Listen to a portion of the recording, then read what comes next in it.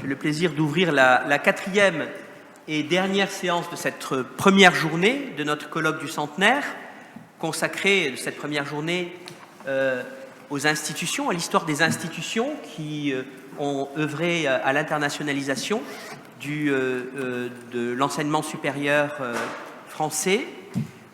Et nous allons entendre trois communications pour cette quatrième session. La première communication est celle de Judith Azéma, qui vient représenter une institution importante pour l'internationalisation de l'enseignement supérieur français, qui est la plaque tournante, le Carrefour, Campus France. Je la remercie beaucoup d'être venue à ce colloque parce que, évidemment, tout le système d'enseignement supérieur français passe par Campus France pour l'accueil d'étudiants internationaux. Judith Azéma est directrice de la communication de Campus France depuis septembre 2021. Elle a occupé auparavant, de 2018 à 2021, la fonction de directrice éditoriale et marque au sein de la direction de communication de Sciences Po. Et elle a rejoint ensuite Campus France. Elle a une formation d'historienne de l'Université Paris 1, les diplômés de Sciences Po également, de l'Institut pratique de journalisme de Dauphine PSL. Et elle évolue depuis une quinzaine d'années dans le secteur de l'enseignement supérieur en France et à l'international. Et après avoir travaillé à Dakar en tant que directrice du développement et des relations internationales à l'école de commerce BEM Dakar, qui fait partie du groupe Kedge dont nous avons parlé ce matin, elle a rejoint Sciences Po en 2011 et a exercé des fonctions de fundraising et de communication institutionnelle. Voilà, et je lui laisse la parole pour sa communication intitulée Campus France, 10 ans au service de l'attractivité de l'enseignement supérieur et de la recherche. Merci beaucoup. Merci beaucoup. Merci de m'accueillir et d'accueillir Campus France dans ce colloque. Je vais essayer de raconter comment Campus a réussi à acquérir cette place centrale dans le paysage de l'enseignement supérieur et de la recherche en France. C'est un peu impressionnant de fêter un centenaire parce que Campus France a 10 ans. On fête les 10 ans de l'agence cette année, donc année anniversaire, mais Campus France existait un peu avant Campus France, donc je vais commencer par ça, puisque la création c'est 2011, mais il a existé évidemment des premières créations pour essayer de créer des outils pour mieux porter l'attractivité de l'enseignement supérieur français. C'est quand même tout de même assez tardif en France. Je vous donne deux indications. Donc côté DAAD, qui est l'agence, qui est notre agence homologue en Allemagne, le DAAD a été fondé en 1925. Donc il y avait déjà quand même une structuration ancienne, et le British Council a été fondé, lui, en 1934. On peut également citer notre agence homologue NUFIC, qui est l'homologue néerlandais, qui a été fondé en 1952. Donc, prise de conscience un peu plus tardive en France, mais tout de même, l'idée était évidemment de se forger d'un outil à l'instar de ces grandes agences européennes. Et donc, techniquement, la création date de 2011 avec le décret qui a présidé à la fondation de Campus France tel que l'agence est organisée aujourd'hui. Mais on n'avait fort heureusement pas attendu 2011 pour se préoccuper d'attractivité. Donc un premier point sur Campus France avant Campus France, c'est une histoire de fusion, donc un petit peu d'histoire institutionnelle. Il y a eu plusieurs fusions et recompositions qui ont présidé à la formation de Campus France tel qu'il est aujourd'hui, mais qui ont posé tout de même des fondations importantes et qui ont permis d'avancer assez vite quand même par la suite. Je vous donne donc les deux principaux piliers. Ça a été d'abord EduFrance. EduFrance, ça date de 98, qui était donc un GIP, voilà, que vous connaissez, qui était né de la volonté, une volonté de deux ministres, Hubert Védrine et Claude Allègre à l'époque, pour se doter enfin d'une agence de promotion des formations et des échanges éducatifs et scientifiques, et créer un désir de France, pas moins. Je cite également une référence qui était la déclaration de la Sorbonne, où on se trouve aujourd'hui, donc en 98, qui était signée à l'occasion d'un autre anniversaire, le 800e anniversaire de l'Université de Paris, dans laquelle qui marque la création, le souhait de créer un espace européen de l'enseignement supérieur.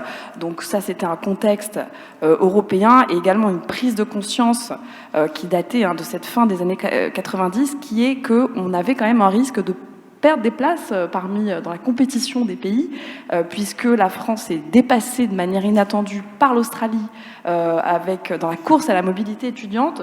Donc il y a à la fois ce contexte, à la fois de structuration d'un espace d'enseignement européen et aussi la volonté quand même de rester dans la course et surtout aussi le fait que l'idée d'attractivité et d'attirer des étudiants est un point d'influence, est un élément de soft power, pour parler anglais ici, important. Ça devient, on a conscience que c'est un outil très très fort et structurant de l'influence de la France à l'international. Donc EduFrance se crée avec au départ peu de moyens, mais cette volonté de créer une sorte de marque, de signe distinctif, avec une mission d'assurer la promotion. Alors, le changement de nom, donc Campus France existe dès 2007, il n'avait pas le même statut, mais en 2007, EduFrance change de nom, devient Campus France, et le principal point, évidemment, ensuite, avec une loi de 2010 et un décret donc officiel du 30 décembre 2011, on arrive à l'établissement de Campus France sous sa forme actuelle, qui est un établissement public à caractère industriel et commercial, un EPIC. Mais cet EPIC, c'est le résultat d'une fusion, c'est-à-dire qu'on a EduFrance et sa partie promotion, mais à ce moment-là, Campus France absorbe un autre pilier, beaucoup plus ancien finalement, qui est celui finalement de la gestion des bourses, ce qui explique aujourd'hui ces métiers. Donc ça, c'était Égide, que vous connaissez aussi sûrement. Égide avec des fondations elles-mêmes et diverses recompositions et acronymes que je ne détaille pas ici, mais qui étaient nés d'organismes dans les années 60, d'accueil des stagiaires. Ça s'est appelé le Centre international des stagiaires, le centre ensuite le CIES, qui est devenu Égide en 2000, mais qui avait donc toute cette tradition, qui a déjà rassemblé divers organismes qui, en gros, s'occupaient d'accueillir et de gérer des boursiers, des stagiaires, des experts internationaux. Donc, absorption de Égide à ce moment-là, et également d'un troisième morceau qui était l'apport des activités internationales du CNUS à l'époque, qui également avait un pied dans ce métier-là. Donc, cette volonté, cette fusion, ce qu'elle signifie, c'est quand même une volonté de structurer les choses, de centraliser les choses, de se doter d'une force de frappe plus importante. Elle donne donc naissance à l'EPIC, Campus France, avec une feuille de mission assez claire, et ces 3 missions historiques. Donc, après ce petit préambule sur l'histoire, la gestation institutionnelle de Campus France, je voulais vous parler d'abord des 3 missions historiques, qui sont sa mission par décret, et puis de la façon dont l'agence a étoffé, a développé ses missions. Donc sur ces 3 missions, c'est celle du décret, c'est la promotion, c'est vraiment ses métiers principaux, la promotion de l'enseignement supérieur, d'une part, la gestion des bourses et l'accueil des étudiants internationaux, qui est un autre métier, qui n'est pas forcément le plus connu, mais on fait ces 2 choses-là qui sont à la fois très différentes et complémentaires, et les programmes et partenaires européens, mission qui s'est également développée très fortement et dont on va évidemment beaucoup parler. On est à l'aube de la présidence française de l'Union européenne, donc évidemment mission très importante. Ces missions-là, elles correspondent à une histoire qui est celle des 10 ans d'une transformation quand même assez profonde de la mobilité étudiante dans le monde. C'est un phénomène qui s'est accéléré, c'est-à-dire que sur 10 ans, donc à l'occasion de l'anniversaire, je pourrais donner ces liens, on a publié notamment une étude sur ces 10 ans-là, ont vraiment vu d'abord la population étudiante dans le monde a augmenté, mais elle a augmenté 2 fois moins vite que la circulation de ces étudiants internationaux. Donc c'est 5,6 millions d'étudiants aujourd'hui dans le monde qui voyagent. Je parle pré-Covid, ça c'était les données qu'on a évidemment datent de ça. Le Covid, j'en dirai un mot à la fin, va recomposer certainement assez largement les choses. C'est un moment intéressant pour ça. Mais donc transformation quand même, accélération des échanges étudiants, arrivée de nouveaux acteurs. Donc c'est un contexte qui a beaucoup bougé, et transformation aussi de l'enseignement supérieur français. Au départ, quand arrive Campus France, on est dans un moment où on commence à se dire bon, il faut structurer les choses, mais on va vraiment se doter de moyens avec beaucoup plus d'impact pour, et c'est ce qu'a tenté de faire, et je crois avec pas mal de réussite Campus France, de fédérer, de labelliser quelque chose pour que les établissements, quand ils arrivent, soient plus forts et arrivent mieux à s'adresser aux étudiants internationaux. Donc sur ces 3 missions, d'abord c'est la promotion qui est vraiment... donc là on a hérité de tout le travail qui avait été, toutes les fondations posées par EduFrance. Promouvoir le désir de France, donc avec au départ une situation qui était que pendant très longtemps, on estimait que chaque établissement, par sa renommée, par son histoire, par ses liens académiques, ça suffisait naturellement à faire venir des étudiants. Donc en gros, pour schématiser, il y avait de la coopération également universitaire, scientifique, et on estimait que c'était c'était sur ça que fonctionnait l'attractivité. Bien évidemment, avec l'arrivée des nouveaux pays compétiteurs, notamment l'Australie, la diffusion d'un modèle anglo-saxon aussi avec des propositions très, très attractives. On a conduit à remettre en question le modèle français, à porter, à essayer de structurer ce désir de France et jouer jeu égal avec les autres agences que j'ai citées, les autres agences notamment européennes, mais également mondiales.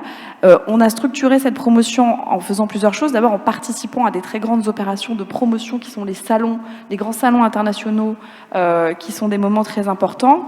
On a organisé, donc en arrivant avec un pavillon national, ce qui permet de mutualiser d'abord les coûts pour certains établissements et de porter une marque France et études en France pour fédérer cette image et installer cette marque France aux yeux du monde et permettre aux universités, qui enfin venaient en nombre, plus en nombre qu'avant, de pouvoir interagir avec leurs partenaires et également les futurs étudiants.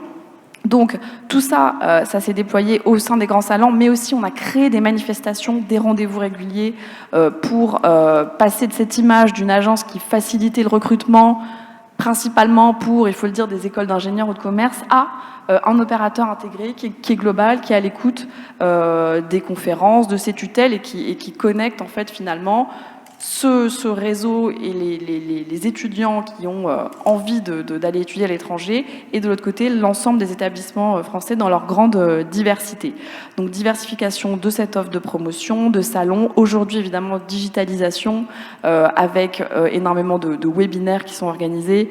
On a probablement un acquis intéressant de la période, c'est-à-dire qu'aujourd'hui, les webinaires, enfin tout ce qui va consister en des formations, on va conserver le système des webinaires dont on s'est aperçu qu'il permettait d'avoir une audience très très large, et probablement cibler les salons sur les grands salons, parce que c'est important quand même le présentiel, mais on a vraiment établi ça. Il y a un calendrier annuel maintenant de programmation des manifestations qui est suivi par les établissements, sur lesquels on informe à quelle date on va voir tel pays, et également beaucoup d'autres formats, que ce soit des cafés croissants pour faire se rencontrer les postes diplomatiques et les ambassades et des établissements, des journées pays, voilà, donc tout un tas de diversification des outils de promotion qui ont permis de structurer, de professionnaliser cette mission historique qui était la promotion de l'ESR français. Valoriser cette offre aussi, c'est-à-dire qu'il faut la promouvoir, mais il faut aussi la faire comprendre. Donc c'est faire aimer, faire comprendre aussi l'offre de formation en France, qui est complexe, qui est très diversifiée, avec un système qu'il faut aussi expliquer. Donc il y a ce rôle aussi, c'est la deuxième pilier, qui était valoriser cette offre à travers donc sa lisibilité. Donc Campus France, c'est un opérateur qui a aussi mis en place des catalogues, des moteurs de recherche qui représentent 20 millions de visites chaque année, des moteurs de recherche avec 6500 offres et programmes référencés pour permettre de s'y retrouver et d'aider à s'orienter. Donc ça, c'est un autre élément important, puisqu'on peut pas recruter sans faire comprendre avant tout l'offre qui existe. Donc avec ces outils, évidemment, aujourd'hui de plus en plus digitaux, on a étoffé, structuré ce pilier historique. Autre pilier qui est la gestion des programmes de bourse, donc un autre métier. Campus France s'occupe d'accueillir, donc il y a un système d'inscription, de gestion et aussi d'accueil des boursiers qui sont aujourd'hui de différentes catégories. Vous avez les boursiers du gouvernement français et vous avez des boursiers des gouvernements étrangers, mais aussi d'autres partenaires et clients, c'est-à-dire ça peut être des entreprises, des institutions qui veulent monter des programmes de bourse. Donc là aussi, évolution de ce rôle historique qui est de gérer le processus de bourse, qui on recrute, parfois organiser la sélection des boursiers, puisqu'il y a des bourses au mérite, sur critères sociaux, les accueillir. Mais aujourd'hui, ce métier-là, il a beaucoup évolué parce qu'il y a des programmes de bourse qui proposent aussi de l'accompagnement pédagogique, de l'accompagnement de la réussite des étudiants. Donc ça aussi, c'est un métier qui s'est transformé et on a à la fois des programmes qui sont de plus en plus affinés avec des choses plus différentes et des demandes de programmes de bourse qui vont assez loin dans l'accompagnement, dans le tutorat d'étudiants. Donc ça aussi, c'est une évolution du métier historique sur les bourses. Bon, vous connaissez, il y a des programmes d'excellence qui sont connus comme les bourses Eiffel, évidemment, les bourses Excellence Major, des bourses qui sont à visée européenne, je ne détaille pas tout ça, il y en a énormément.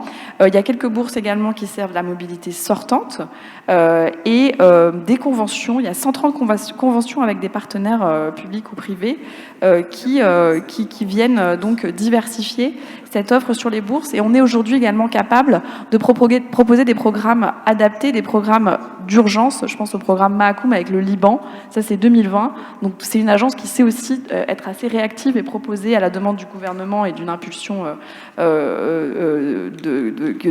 MAE ou de ses tutelles qui vient proposer une réponse à un besoin urgent lié à l'actualité du pays. Donc, c'est un métier qui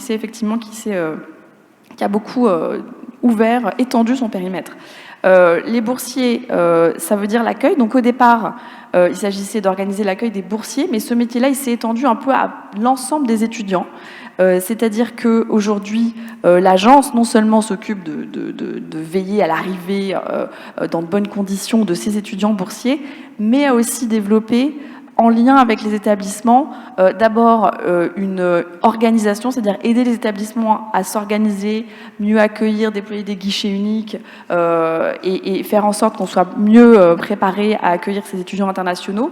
Mais aussi, c'est une agence qui propose à l'attention de tous les étudiants internationaux des tutoriels, de l'information pour mieux préparer son arrivée en France, s'y retrouver dans des démarches qui ne sont pas simples. Donc, ça aussi, on a ajouté cette brique-là. Et enfin, une fois qu'ils sont sur place, il y a aussi tout un rôle d'animation en lien avec les partenaires, les associations étudiantes, d'activités culturelles, sportives, pour que cette vie, l'expérience étudiante soit évidemment la plus réussie possible.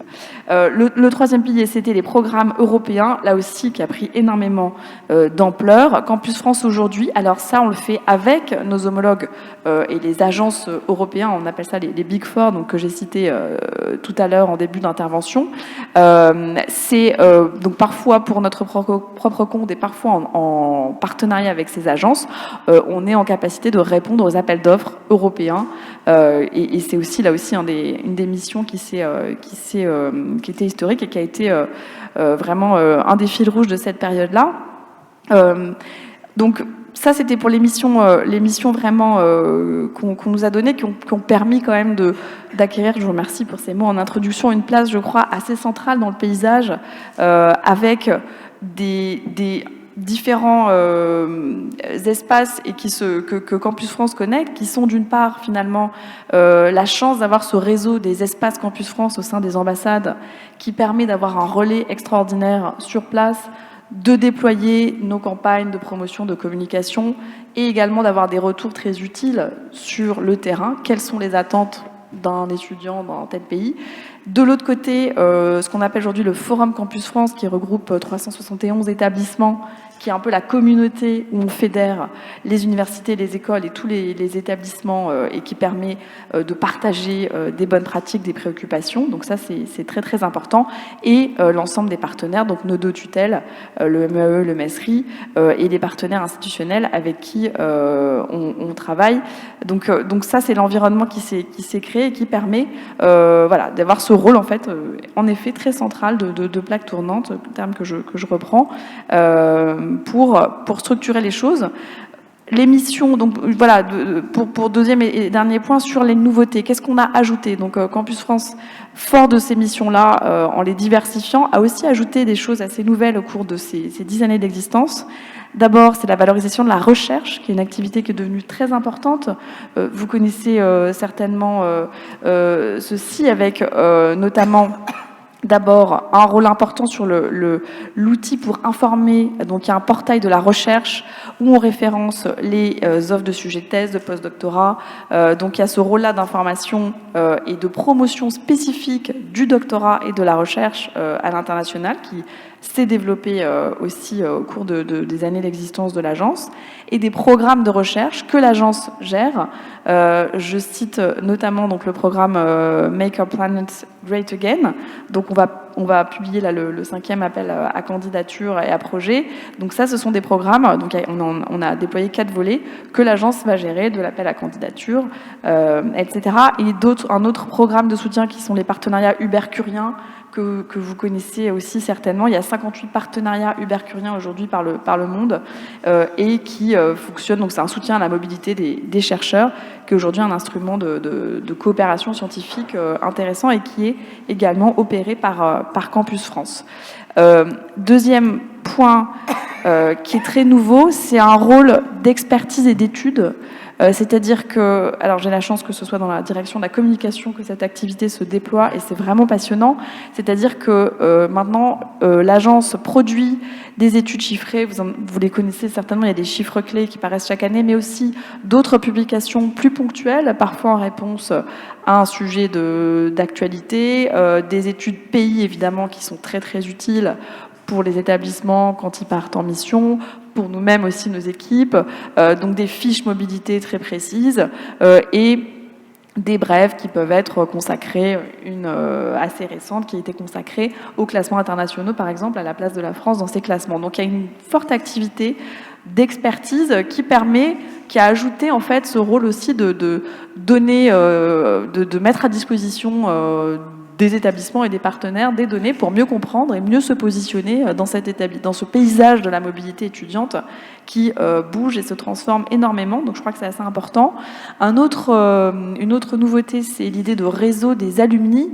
Ça date de 2014 et c'est aussi l'agence qui le gère. Donc il y a France Alumni qui représente aujourd'hui 330 000 personnes dans le monde, donc qui est une communauté qui permet d'essayer de structurer, toutes les universités connaissent bien le travail de fédération de communautés d'alumni, donc ça vient non pas évidemment remplacer, mais voilà, c'est un travail compliqué, mais une sorte de dimension supplémentaire qui permet d'avoir des communautés où on va rassembler des alumni qui en général sont des ambassadeurs formidables pour à la fois les études en France, la qualité de ce qu'on peut étudier en France et la France en général. Donc ça a été une communauté, donc une initiative qui existe depuis 2014. Et enfin, je terminerai là-dessus sur la communication. Je terminerai là-dessus, non pas parce que je m'en occupe en particulier, mais parce qu'il y a eu une activité d'abord de promotion qui s'est... Alors ça peut être l'inverse, mais ça a été dans ce sens-là pour Campus France. C'est-à-dire que petit à petit, on a structuré une vraie politique de communication mondiale et on a la chance aujourd'hui de déployer une campagne annuelle grâce à une stratégie qui est bienvenue en France, que vous connaissez aussi. C'est-à-dire qu'on est maintenant dans une démarche de déployer chaque année un message qu'on va déployer grâce aux espaces Campus France dans le monde entier, avec des supports, des arguments et un kit de communication que chacun peut déployer, y compris les établissements d'ailleurs. Donc ça, c'est finalement assez récent. C'était un des piliers de la stratégie Bienvenue en France, donc, qui a été lancée fin 2018. Et c'est en réalité un travail qui est vraiment à ses débuts, qui malheureusement s'est heurté de plein fouet à la pandémie, puisqu'on a fait une première campagne Bienvenue en France en 2019. En 2020, c'était une campagne sur le rêve de venir en France. En 2020, évidemment, on a changé d'accroche un peu en urgence c'est pas de bol, pour rassurer, mais finalement c'est quelque chose qui malgré tout, malgré la contrainte, montre plutôt une réussite et puis qui sur la conclusion finalement résume un peu pourquoi c'est utile de centraliser les choses et d'avoir une démarche de concentrer et d'être tous en fait en coordination pour parler et pour servir l'attractivité. C'est que finalement en 2020, Campus a redéployé en urgence une communication pour rassurer les étudiants, leur dire qu'ils pouvaient venir. La France a d'ailleurs été un des seuls pays à rester à ce point ouvert aux étudiants. On a aujourd'hui un résultat de ce pari qui est qu'on est revenu à l'étiage de 2019, donc on est revenu aux chiffres d'avant la pandémie sur l'accueil des étudiants internationaux, parce que je pense qu'on a eu un message très clair et cohérent. Donc moi j'y vois le résultat de toute cette action de 10 années de coordination de tous ces acteurs. Donc on a porté un message très clair qui était... voilà, il y a eu également des mesures très claires, notamment de motifs impérieux qui étaient valables pour les visas étudiants. Donc toutes ces choses-là ont fait qu'on a quand même très très vite rebondi, qu'on rebondit assez rapidement. J'espère qu'il n'y aura pas d'autres développements qui vont venir heurter cette reprise. Mais en tout cas, je pense qu'on voit le résultat et de ces fondations et de cette dynamique très forte et volontariste de communiquer. Bienvenue en France, c'est donc une stratégie où on voit, elle est opérée, cette stratégie, par Campus France. Et je crois que ça résume un petit peu finalement cette idée de structurer les choses, d'avoir un message clair et de coordonner toutes les initiatives pour se rendre, pour être plus attractif et accueillir les étudiants de la meilleure manière possible. Donc c'est à la fois de la communication, mais c'est aussi de l'accueil avec un label Bienvenue en France, que vous connaissez aussi certainement, qui permet de donner une référence. Donc les établissements postulent une fois en fonction de certains critères. Et donc il y a aujourd'hui 129 établissements en France qui sont labellisés. Donc ça aussi c'est une démarche intéressante, ainsi que les droits différenciés qui ont voilà, généré beaucoup de discussions à l'époque. Mais en tout cas, c'est important de montrer aussi que tout ça, c'est une réflexion importante, c'est-à-dire se demander comment est-ce qu'on parle du coût des études en France. C'est une vraie question pour l'attractivité. Il faut quand même pouvoir dire aux gens, voilà combien ça va vous coûter. Donc là aussi, en tout cas, l'idée de se dire, on va essayer d'expliquer comment ça se passe en France, que ce soit, en l'occurrence, ça coûte peu d'étudier en France, mais il faut aussi pouvoir dire, ben voilà, c'est parce que l'État finance en fait les études en France. Donc rien que cette idée d'expliquer pourquoi et d'avoir en regard de la démonstration qu'on reçoit un enseignement d'excellence, voilà, tout ça vient concourir, je pense, à l'image de marque de la France, qui, je crois, désormais est quelque chose d'assez structuré. Et c'est tout ce travail-là, finalement, qui a contribué. Pour finir sur ces 10 ans, et évidemment, c'est le résultat du travail de tout le monde, mais je crois qu'on a vu quand même, on a vu au cours de cette période-là, les étudiants internationaux continuer d'augmenter en France. Donc je le disais, on est de retour là aux chiffres d'avant la pandémie, mais finalement, je crois qu'on a donc aujourd'hui, on a augmenté de plus de 30% le nombre d'étudiants internationaux en France au cours de ces années-là. C'était encore plus, ça avait commencé dans la décennie d'avant. Et un point important, c'est quand même qu'aujourd'hui, on a aussi la possibilité de montrer, alors grâce au classement notamment, donc la France est 3e dans le classement de Shanghai, dans le nombre de nations classées au top 50, et également il y a des domaines d'excellence qu'on peut établir et qui viennent à l'appui de tout ce qu'on a démontré et qu'on a essayé de porter avec tous les établissements et les partenaires au cours de ces années-là. Les perspectives pour la suite, écoutez, je pense on a un moment intéressant parce que le Covid, d'abord, nous a montré quand même que oui, ça servait à quelque chose de parler d'une seule voix et d'avoir une marque forte. Deux, je pense qu'on a beaucoup appris des outils en distanciel, mais je pense qu'on a beaucoup aussi montré que c'était important de se déplacer. Donc je crois que le désir de mobilité, il est central, donc il faut être prêt à y répondre. Et je pense qu'on va aussi voir l'importance de l'Europe dans les années qui arrivent. On va beaucoup en parler à l'occasion de la présidence française de l'Union européenne, mais aujourd'hui, il y a des cadres qui sont notamment les universités européennes, que je pense qu'on va ajouter à la palette de ce qui existe pour parler d'attractivité et qui seront un peu les sujets à venir. J'ai été un peu trop longue, je suis désolée, on avait commencé un petit peu en retard. Et écoutez, je suis à disposition pour vos questions. Je vous remercie de votre attention.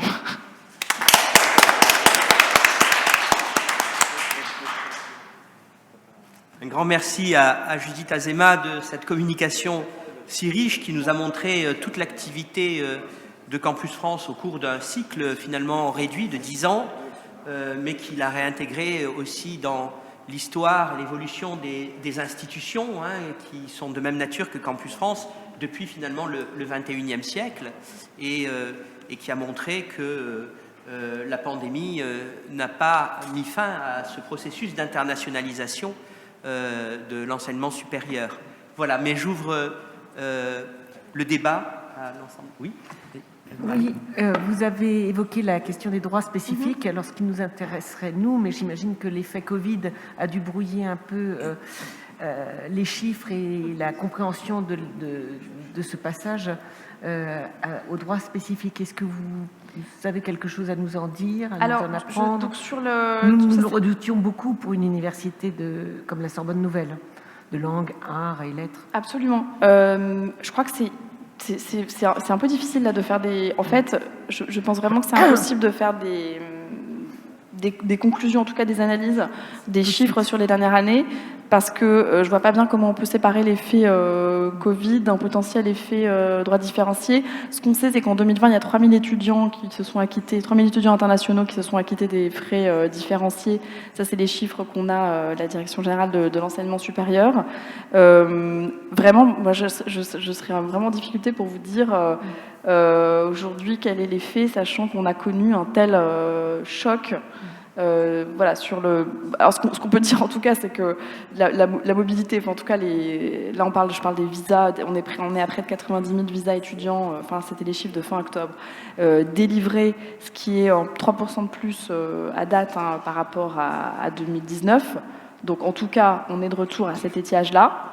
Voilà, maintenant vous dire si ça avait... C'est compliqué de multiplier les facteurs. En tout cas, je pense en tout cas que ce qui a la volonté d'ouverture de la France, contrairement à pas mal d'autres pays, hein, il y a des pays qui sont encore fermés d'ailleurs, il y a des pays qui se sont montrés beaucoup plus fermés pendant la pandémie, je pense qu'on aura probablement là-dessus un avantage, j'espère, pour la suite, qui va un peu s'ancrer. Sur l'effet des droits, je peux pas commenter. C'est trop récent, je pense. C'était pour avoir un scoop. Est-ce qu'il y a des questions? Oui. Je vous remercie de votre présentation parce qu'en fait, vous êtes vraiment notre interlocuteur privilégié, puisque là, je représente tous les centres universitaires de FLE, donc tous les centres... Ça va? Ça fonctionne? Tous les centres universitaires donc, sont en contact permanent avec Campus France, les Campus France hein, du monde. Donc voilà, vous êtes d'une aide précieuse, évidemment. Vous êtes vraiment nos interlocuteurs privilégiés et surtout, bon, ben voilà, vous répondez lorsqu'on vous appelle et qu'on a des soucis de visa, d'essayer de faire des versions hybrides, EAD un semestre, présentiel un autre, parce que on n'a pas de visa. Et je pense que voilà, c'est très important pour nous, parce que vous nous accompagnez également dans l'ouverture de partenariats avec les universités étrangères. Et ça, c'est également important, parce qu'on parle beaucoup des partenariats avec l'Europe, mais on a aussi des universités hors Europe qui seraient ravies de travailler avec nous. Et je pense que c'est important. Donc vous êtes vraiment un partenaire privilégié et très actif. Et en effet, j'ai participé au café, j'ai été dans des salons. Beaucoup pensent qu'on se promène, mais pas du tout, parce que quand on est debout dans certains salons jusqu'à 22h le soir, je peux vous dire qu'on ne fait pas le tour de la ville après. Mais c'est vraiment, voilà, c'est le seul moyen d'établir des contacts, de rencontrer les gens, parce que on est à l'ère de la visio, mais rien ne vaut les rencontres en présentiel. Hein. Absolument. Là, je pense que les rapports humains perdent de quelque chose en visio, et le fait de faire même là les dernières rencontres Campus France en visio, moi vraiment j'ai dit il faut que ce soit la dernière fois, parce que là c'est vraiment pénible. Donc voilà, donc en tout cas merci à vous. Merci à vous. Et la présentation était, je cherchais, mais vous avez bien fait un beau panorama, et de Édu-France jusqu'à maintenant, et avec Bienvenue en France aussi, et donc merci à vous. Hein. Je vous en prie. Merci beaucoup. Je voudrais abonder dans le sens de Patricia Agardi dans deux directions. D'abord, sur la visioconférence et le présentiel, je crois que la visioconférence a été un moyen de poursuivre des activités pendant la pandémie, mais ça a été générateur de dépression nerveuse, en particulier chez nos étudiants. Et puisque nous parlons de français langue étrangère, il n'y a rien de pire que l'enseignement sur Zoom des langues étrangères en général. Et puis l'autre point, c'est j'ai appris par vous que Égide avait été absorbé par Campus France et il est vrai que j'ai moi-même bénéficié des services d'Égide et c'est extrêmement précieux et pour toutes les activités universitaires de relations internationales, c'est vrai que Campus France est un instrument, un outil très très utile et donc merci beaucoup. Alors on peut passer, puisque le calendrier nous presse un petit peu, à la communication suivante, celle de Ève-Marie Rolina Levasseur, qui est maître de conférence en langue et littérature française au département de didactique du français langue étrangère à l'université Sorbonne Nouvelle. Elle est agrégée de lettres classiques, elle s'intéresse à la question de la lecture du théâtre, à l'histoire matérielle des textes dramatiques, en particulier à l'âge classique. Elle mène parallèlement des recherches sur l'enseignement des langues par la pratique théâtrale, sur le théâtre-éducation, ainsi que sur l'institutionnalisation des études théâtrales. Elle a co-dirigé un certain nombre de volumes, l'expérience de lecture et ses médiations, la didactique du français langue étrangère par la pratique théâtrale, par exemple, et images et enseignement, perspectives historiques et didactiques. Elle a été co-commissaire d'une exposition d'archives en 2019, en partenariat avec le rectorat de Paris et le Crous, sous le titre « La Sorbonne, du théâtre universitaire aux études théâtrales de 1915 à 1970 ». Et enfin, elle a exercé des fonctions importantes dans son université, puisqu'elle a été pendant 4 ans, de 2015 à 2019, vice-présidente en charge des pédagogies innovantes et du numérique. Et à ce titre, elle est actuellement secrétaire de l'association des vice-présidents en charge du numérique dans l'enseignement supérieur et la recherche. Et elle va nous présenter aujourd'hui une communication qui met en relation évidemment notre objet avec le théâtre, avec un jeu de mots, coup de théâtre au cours de civilisation française, l'éphémère section d'art dramatique d'André Villiers, à l'épreuve du jeu institutionnel 1952-1955. Je vous laisse la parole. Je vous remercie avant tout pour cette invitation et ce moyen de se connaître, de faire connaissance les uns avec les autres, c'est extrêmement stimulant. Donc je vais parler de théâtre et des cours de civilisation française à travers cette histoire. Je reviens à ce qui motive ce sujet.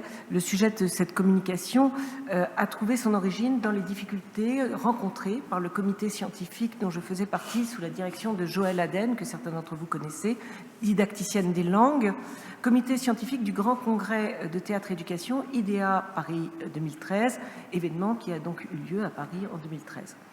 Pour donner des chiffres, il y a eu 1500 congressistes venus dans la ville dont la réputation du théâtre est internationale, 1500 congressistes des 5 continents et seulement 50 Français. Et encore, il a été extrêmement difficile de rassembler ces derniers. Nous sommes alors demandé pourquoi en France, alors que le théâtre et l'éducation sont des affaires d'État, sont financés par l'État, sont l'objet d'une politique menée par des tutelles dont l'histoire s'entremêle étroitement au gré de leur reconfiguration. J'évoque ici le ministère de l'Éducation nationale, celui de l'enseignement supérieur et de la recherche, celui de la culture. Pourquoi en France, donc, la question de la pratique théâtrale en contexte pédagogique et éducatif, et en particulier dans l'apprentissage, l'enseignement-apprentissage des langues et des cultures? Pourquoi la pratique théâtrale semble susciter d'aussi grandes résistances, et cela contrairement au pays des congressistes venus de si loin en France, mères de tous les arts et du théâtre, pour partager leur expérience. J'ai donc entrepris une longue enquête et commencé par me pencher sur la fondation des études théâtrales à l'université, parce que les études théâtrales... Alors, mon PowerPoint n'est pas raccord, c'est pas très numérique tout cela. Eh bien, dans les études théâtrales, il y a précisément des cours de pratique théâtrale. Et je me demandais comment s'était passée leur institutionnalisation. Je connaissais la légende urbaine, ou du moins la mythologie fondatrice de cette discipline, que certains d'entre vous connaissez, à savoir que les études théâtrales avaient été fondées par Jacques Scherrer, enfin plutôt Raymond Lebègue, lequel est souvent oublié, en 1959, avec la création de l'Institut d'études théâtrales à l'Université de Paris, et ont été ensuite rattachés au département, à l'Université de la Sorbonne Nouvelle après 1970. Création qui marquait, en 1959, un geste de rupture épistémologique permettant enfin au théâtre de s'émanciper des lettres et de la mainmise des littéraires. C'est alors que Stéphanie Méchine, qui est ici présente, responsable des fonds des archives du rectorat, Stéphanie m'a proposé de consulter les dossiers sur les instituts sur lesquels elle-même elle travaillait. Dans le fond des instituts sur la décennie 1950-1960 se trouvait aux côtés du dossier Institut des études théâtrales un dossier Cours de civilisation française de la Sorbonne. De ce travail, avec Stéphanie, nous avons tiré matière de plusieurs articles et d'une exposition. Donc, vous pouvez voir ici le catalogue et qu'on pourrait, si ça vous intéresse, vous donner. Il y est question, bien sûr, de la section d'art dramatique des cours de civilisation de la Sorbonne. Car, par curiosité, j'étais alors responsable d'un diplôme concurrent des cours de civilisation de civilisation française, le diplôme universitaire de langue française de la Sorbonne Nouvelle. Eh bien, par curiosité et pour procrastiner un petit peu, j'ai ouvert le dossier d'archives des cours de civilisation et j'y ai trouvé un ensemble d'archives détonnants. Non seulement se trouvaient rassemblés des témoignages de différents esclandres ou de réflexions saillantes sur des questions pédagogiques qui se posent encore à nous, 50 ans plus tard, dans notre diplôme du DULF.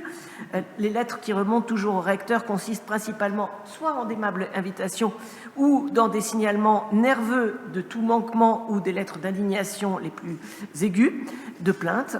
Mais surtout, j'y ai aussi trouvé un sous-dossier explosif sur la section d'art dramatique des cours de civilisation créée en 1953, donc 6 ans avant la création de l'Institut d'études théâtrales. Section dont j'ignorais absolument l'existence et je ne suis pas la seule. J'ai découvert ainsi cette section à travers des lettres révélant une tension aiguë entre le directeur des cours de civilisation, le lexicologue Georges Matoré, dont vous verrez la photo plus loin, et le promoteur de l'Institut des études théâtrales, le professeur de littérature française, Raymond Lebègue. Raymond Lebègue s'indignait en effet de ce qu'un organisme périphérique de la Sorbonne Nouvelle semble instituer des études théâtrales alors que lui-même travaillait à l'institutionnalisation de ce champ disciplinaire à partir du seul lieu d'où elle pouvait émerger, à savoir de la section des lettres de la Sorbonne. Alors, comment et pourquoi une section des cours de civilisation, c'est-à-dire d'un organisme périphérique de l'Université de Paris, comment et pourquoi cette section pouvait-elle à ce point émouvoir, c'est un faible mot, l'un des plus grands professeurs de la faculté des lettres? Qu'est-ce que ce conflit peut révéler des forces centripètes et centrifuges à l'œuvre dans l'université et qui transforment l'université, à la fois dans ce contexte précis, mais aussi d'une façon plus générale? Pour le dire autrement, et puisque la section théâtrale des cours de civilisation n'a eu qu'une durée très éphémère, de 1953 à 1954, du moins dans sa version flamboyante, quel rôle cette section a-t-elle pu jouer dans l'institutionnalisation des études théâtrales, hors des cours de civilisation? En quoi un cursus dans une formation à destination des étudiants étrangers a-t-il pu faire évoluer l'offre de formation et la recherche au sein de l'Université de Paris, dans un contexte budgétaire contraint, c'est le moins qu'on puisse dire, et au sein de rivalités entre plusieurs disciplines dont le monde académique a, comme chacun sait, le secret? Car ces événements se sont aussi produits au moment où la sociologie étudiante évolue et où la recherche essaie de se structurer. Autrement dit, comment cette histoire éclaire-t-elle la façon de fonder un nouveau champ disciplinaire dans ces deux versants, formation et recherche? Ce qui, pour le théâtre, conduit à une autre question. L'université, au lieu de formation intellectuelle, l'université doit-elle former aux arts, aux métiers des arts, alors que le monde entier connaît la France par la force du rayonnement des arts? J'évoquerai rapidement les anicroches que l'on trouve dans ce dossier de cours de civilisation, parce qu'en fait, ça peut intéresser quelques-uns, et qu'elles permettent de resituer le contexte général, puis j'expliquerai comment les études théâtrales sont en quelque sorte nées à la Sorbonne des rivalités internationales entre les universités.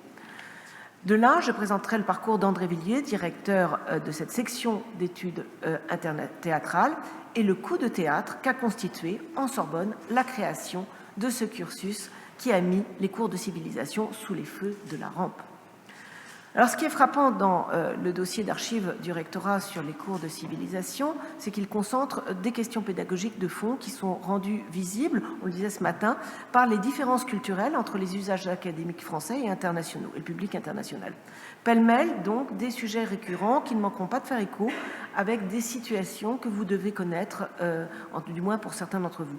Et avant tout, pour une équipe pédagogique, on retrouve le souci, et c'était en 53, d'avoir à maintenir ses effectifs. D'abord, pour continuer d'exister face à la concurrence pressante des officines privées, et donc forcément douteuse. Mais aussi au risque, sinon, de devoir perdre l'attribution de ces salles de cours. Tout le monde sait à quel point il est difficile d'avoir une salle de cours ici en Sorbonne. Au risque aussi de ternir la réputation de la Sorbonne, qui accueillerait des étudiants touristes ou des étudiants carte de séjour.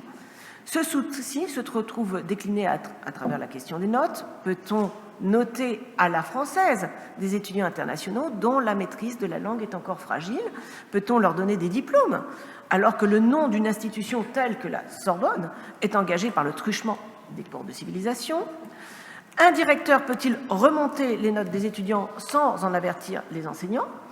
Et j'ai trouvé aussi délicieux le courroux d'un agrégé de lettres, professeur de Cagnes, remercié sans ménagement par le directeur, Georges Matoré, lequel s'est trouvé contraint d'écrire que les explications de ce professeur étaient assurément très savantes, mais faites sur un ton monotone et avec un débit beaucoup trop rapide pour des étudiants étrangers. L'enseignement à un public étranger rend criante l'absence de formation à la pédagogie des enseignants français. J'ai donc d'abord pensé que la section théâtrale avait été créée pour des raisons pédagogiques, pour donner vie aux cours et aux enseignements, pour casser la verticalité professorale par la pratique théâtrale.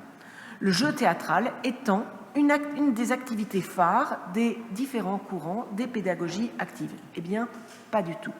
Aucun rapport. Aucun. La section théâtrale des cours de civilisation a été créée par la volonté forcenée d'un homme, André Villiers, dont je vais essayer de vous retrouver la tête, ici. Par la volonté d'André Villiers de créer en Sorbonne une formation au théâtre complète et d'un haut niveau de culture. Une telle formation rencontrait à la fois une demande internationale et nationale, bien connue et identifiée depuis longtemps, et le désir de différents protagonistes, hommes de théâtre et universitaires, et non des moindres, Copeau, Jouvet ou Batty pour le théâtre, Gustave Cohen, Souriau et Henri Gouillet, unis dans leur désir de réformer le théâtre, c'est-à-dire de donner une formation solide au théâtre pour que cet art ne soit pas dévoyé par l'industrie spectaculaire, qu'il s'agisse du théâtre ou du cinéma. Alors, c'est une longue histoire. Et de là, il faut revenir à l'histoire de la faculté des lettres, à Ferdinand Bruno, qu'évoquait ce matin Valérie Speth. Je reviens à Ferdinand Bruno. En effet, dès les années 80, 1880, les pères fondateurs de cette nouvelle Sorbonne ont les yeux braqués sur le monde académique international et sont très attentifs au développement des universités dans le monde, souhaitant porter l'Université de Paris à la première place. La rivalité avec l'Allemagne reste culminante de la fin du XIXe siècle à la Deuxième Guerre mondiale. Et la question de prendre le leadership sur le marché académique, et américain en particulier, ou pour le dire d'une façon moins anachronique, le souci de faire rayonner la culture française, de développer une diplomatie d'influence est au centre des préoccupations des acteurs du monde universitaire français. Alors, en ce qui concerne le théâtre, il est connu depuis 1907, date de la publication d'un ouvrage de Victor Gofflot sur le théâtre de collège, que les Américains pratiquent le théâtre à l'université et que des troupes d'étudiants des plus grandes universités, comme Harvard, donnent des représentations de pièces en français. Et Gofflot de conclure son livre par l'exemple qu'il y aurait à prendre des universités américaines. Alors ce vœu n'a pas été immédiatement exaucé, mais après la Première Guerre mondiale, Ferdinand Bruno, donc devenu doyen de la faculté des lettres, a eu soin de faire élire professeurs de lettres, de littérature bien sûr, des professeurs connus à la fois pour la qualité de leurs travaux scientifiques, leur très grand engagement pédagogique, leur capacité à rendre vivant leur enseignement, mais aussi pour leur goût pour le théâtre. Je parle ici de Gustave Cohen, de Georges Ascoli et de Félix Gueff, lequel a été professeur d'abord à l'EPPFE.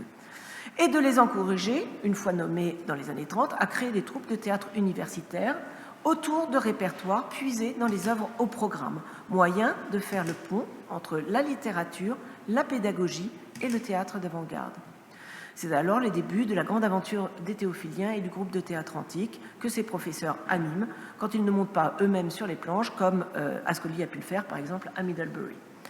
Félix Gueff, qui a fait un voyage d'études, notamment, Bruno est là et Gueff est ici. Félix Gueff, qui a fait des voyages d'études notamment aux États-Unis, a alors rassemblé toute une documentation sur les cursus en études théâtrales telles qu'elles se sont développées dans différentes universités à l'étranger, aux États-Unis, bien sûr, elles sont nombreuses, mais aussi à Londres, en Allemagne. Et c'est sans doute pourquoi Ferdinand Bruno a alors fait transformer une chaire en chaire d'histoire de la littérature dramatique pour Félix Gueff par décret. Chaire qui malheureusement ne pourra pas être appliquée du fait du coup de théâtre qu'a représenté la disparition brutale de Félix Gueff exactement au moment où il obtient sa chaire. Cet épisode tragique de la création de chaire pour feu Félix Gueff est important parce qu'il était sans doute un élément clé dans la structuration d'études théâtrales, dans la vision organique qu'avait alors Ferdinand Bruno du développement de l'enseignement de l'Université de Paris. Même si la question de la réforme du théâtre et de la nécessité de se former au théâtre fait alors converger de façon totalement inattendue les aspirations de ceux qui sont en accord avec la politique du Front populaire et la droite catholique modérée, avec la mort de Félix Gueff, suivie bientôt de celle de Ferdinand Bruno, puis la guerre, tout s'arrête, semble-t-il, pour les études théâtrales à la faculté des lettres et de l'Université de Paris. C'est là qu'entre en fait en scène, discrètement, un personnage qui fait désormais partie quelque peu des oubliés de l'histoire. André Villiers, l'éphémère mais éclatant directeur de la section théâtrale des cours de civilisation de la Sorbonne. Mais en 1953, quand il monte cette section, il n'est pas vraiment un inconnu. Né à Besançon sous le malheureux nom d'André Bonichon, après avoir vainement tenté de faire des études de médecine, il est monté à Paris. Il a réussi le concours d'entrée du Conservatoire national d'art dramatique, en est sorti avec le pseudonyme d'André Villiers en 1933, des prix et un regard extrêmement critique. Il rassemble tous les 2 articles possibles qui se gaussent des travers du Conservatoire. À ce moment-là, les concours du Conservatoire délectent encore la presse. Et il publie lui-même des articles conséquents dans le Mercure de France pour une réforme à mettre en place d'urgence dans les conservatoires ou ailleurs, pour qu'il y ait enfin, en France, une formation complète de haut niveau en théâtre. Alors, je vous passe sur un article, mais je tiens à dire que pendant la guerre, André Villiers est un homme de théâtre, il fonde une compagnie de théâtre, il écrit toujours pour le Mercure de France, pour lequel il a réussi à faire fonder à son intention une rubrique art et technique dramatique. Parallèlement, il s'inscrit à la Sorbonne, ce qui va le conduire à soutenir une thèse en 1942 sur la psychologie du comédien. Devant Charles Lalo et Gaston Bachelard, lesquels auraient souligné qu'il y avait matière pour intéresser les acteurs et les élèves du conservatoire. Il est donc docteur, mais sans être normalien, sans être agrégé, contrairement aux autres protagonistes de cette histoire. Villiers publie sa thèse, participe à la libération du théâtre de Chaillot, participe à de nombreuses associations professionnelles du théâtre ou scientifiques, et à la Sorbonne, il reste très lié avec le groupe de professeurs de philosophie qu'il fréquentait pendant sa thèse, à savoir Étienne Souriau, Henri Gouillet, Raymond Bayer, tous très attentifs au fait théâtral, soucieux de développer une approche esthétique du théâtre. C'est la dernière étape avant l'entrée fracassante de Villiers sur la scène des cours de civilisation. En effet, dès l'après-guerre, Villiers a clairement établi un plan complet de formation et d'études philosophiques et techniques du théâtre, c'est-à-dire, d'une part, la constitution du théâtre comme objet de recherche à part entière. Le théâtre n'est alors étudié que par le prisme de la philosophie ou de la littérature dramatique. D'autre part, un cursus complet de formation qui donne une véritable formation au théâtre, à savoir une formation pluridisciplinaire à partir des disciplines existantes, littérature ancienne et contemporaine, de différentes langues, culture théâtrale du monde, philosophie, esthétique, histoire de l'art, musicologie, et une formation pratique au théâtre, laquelle repose sur différents ateliers, diction, improvisation, mise en scène, mais aussi sur la réalisation d'expériences théâtrales abouties, c'est-à-dire sous forme de véritables théâtres universitaires, théâtre d'art pratiqué en dehors des regrettables contingences matérielles qui pèsent sur le monde du spectacle et qui conduisent à faire du théâtre un bien de consommation, le détour de sa vraie vocation, à savoir l'art.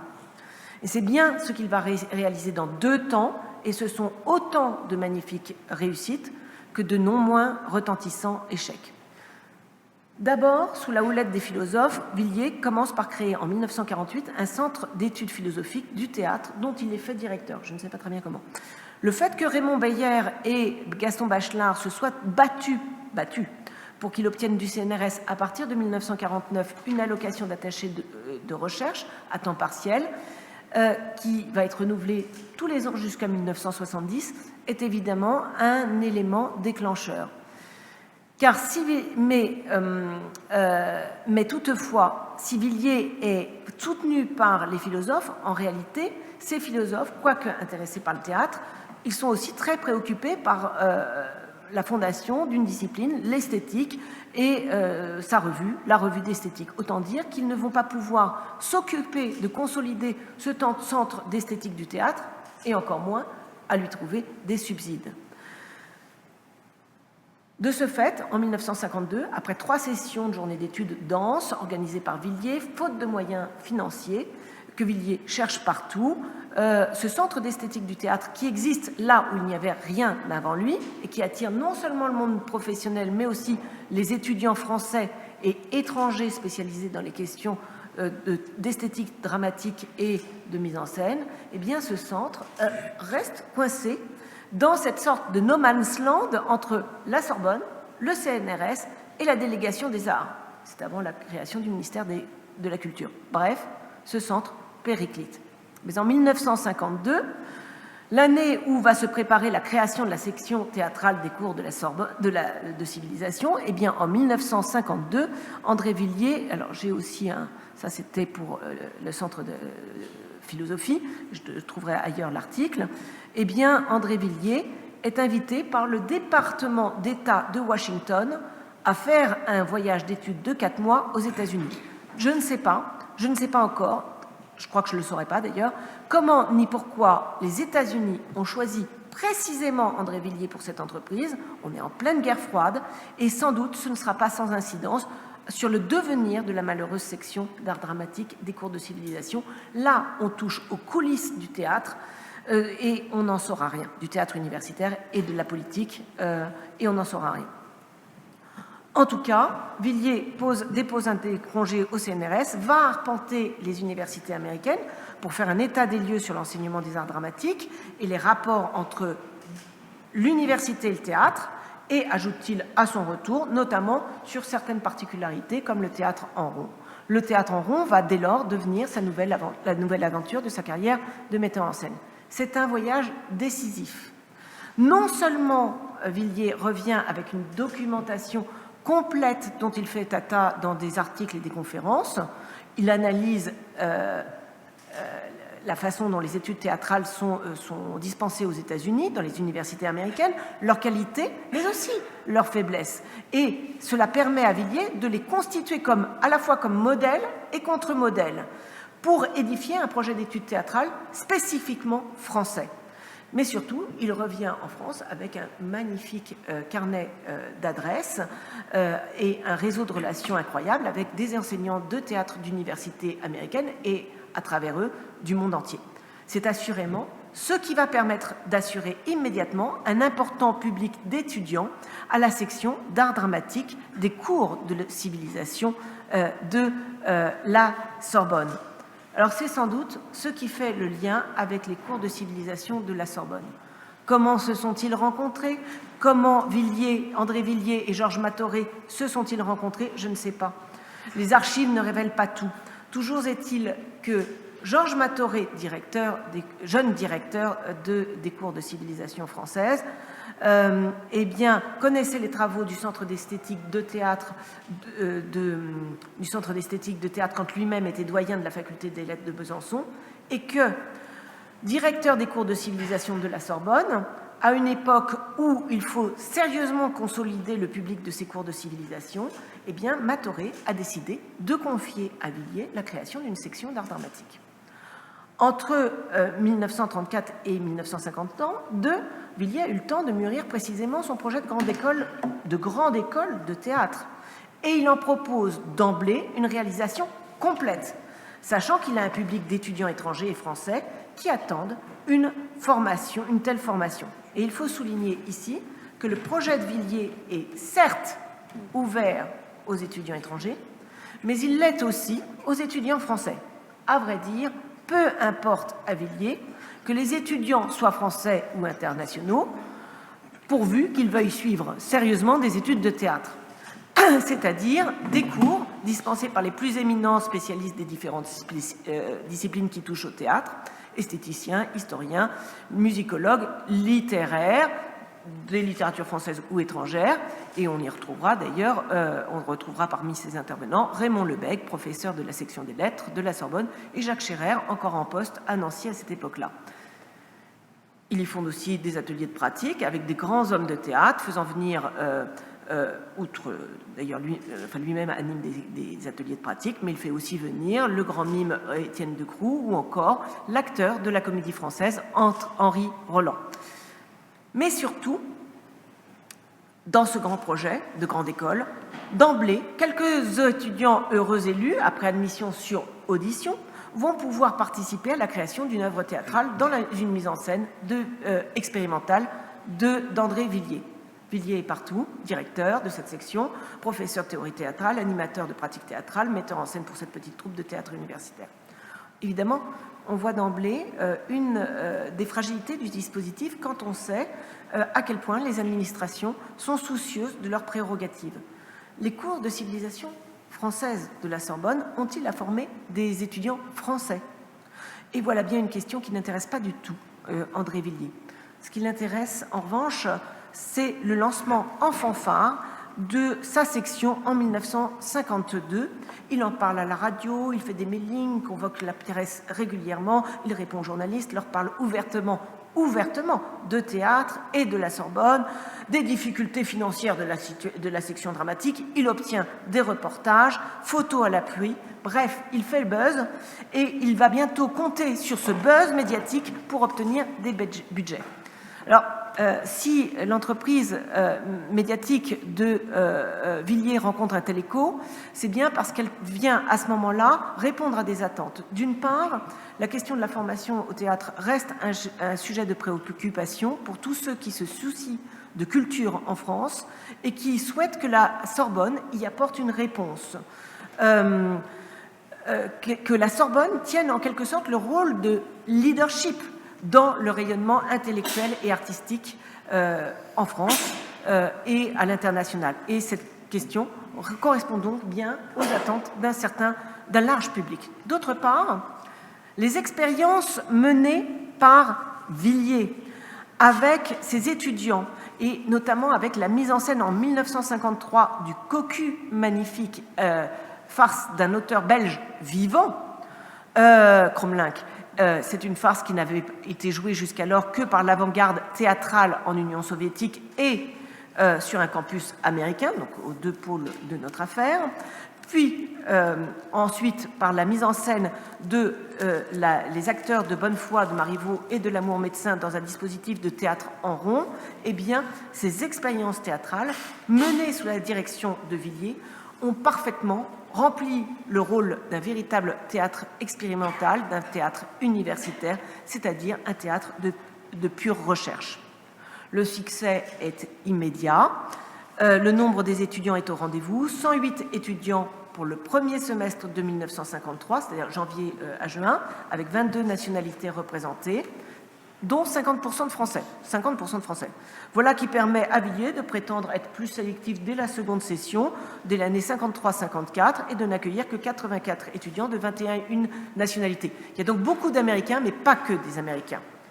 Et l'on voit que parmi ces étudiants ou ces auditeurs, des étudiants dont on peut suivre la trace, mais aussi quelques étudiants, sont au seuil d'une très belle carrière artistique. Je pense notamment au jeune étudiant qui va devenir un des grands metteurs en scène de la décentralisation théâtrale, le metteur en scène suisse, André Steger, qui joue dans le Cocu. Il y a aussi une cinéaste germano-pakistanaise qui joue dans le Marivaux. Cependant, il ne suffit pas de faire le buzz pour obtenir des budgets. Et puis, dans une société encore feutrée et corsetée, l'éclat médiatique peut carrément se retourner contre une entreprise, quel qu'en soit son succès. La faiblesse du projet de Villiers, c'est évidemment son manque d'assises financières. C'est un artiste et non un administrateur. Et sa façon de marcher sur les préséances indispose clairement de nombreuses personnes. À l'intérieur même des cours de civilisation, il s'écharpe notamment avec Madame Eristoff, traite de haut. J'en reviendrai à Madame Eristoff. Les philosophes, pour leur part, sont d'autant plus ravis de la création de cette section d'art dramatique qui vient prolonger l'éphémère centre d'études philosophiques, que cette section est située précisément dans les cours de civilisation et échappe ainsi, Henri Gouillet le dit clairement dans une lettre, aussi clairement dans une lettre, elle échappe ainsi à la section des lettres. On comprend donc en filigrane et à contrario que la section des lettres doit être exaspérée, qu'un comédien qui vient, qui plus est, de la philosophie et de l'esthétique s'arroge le droit de créer une section d'art dramatique alors que le théâtre, pour eux, relève de la littérature. Enfin, le théâtre se retourne contre Villiers, ce qui est vécu comme un putsch, le fait d'instituer en Sorbonne un art dont la formation se fait depuis des siècles en France, hors de l'université, c'est-à-dire au conservatoire, qui relève des beaux-arts, même si le ministère est encore commun avec celui de l'éducation.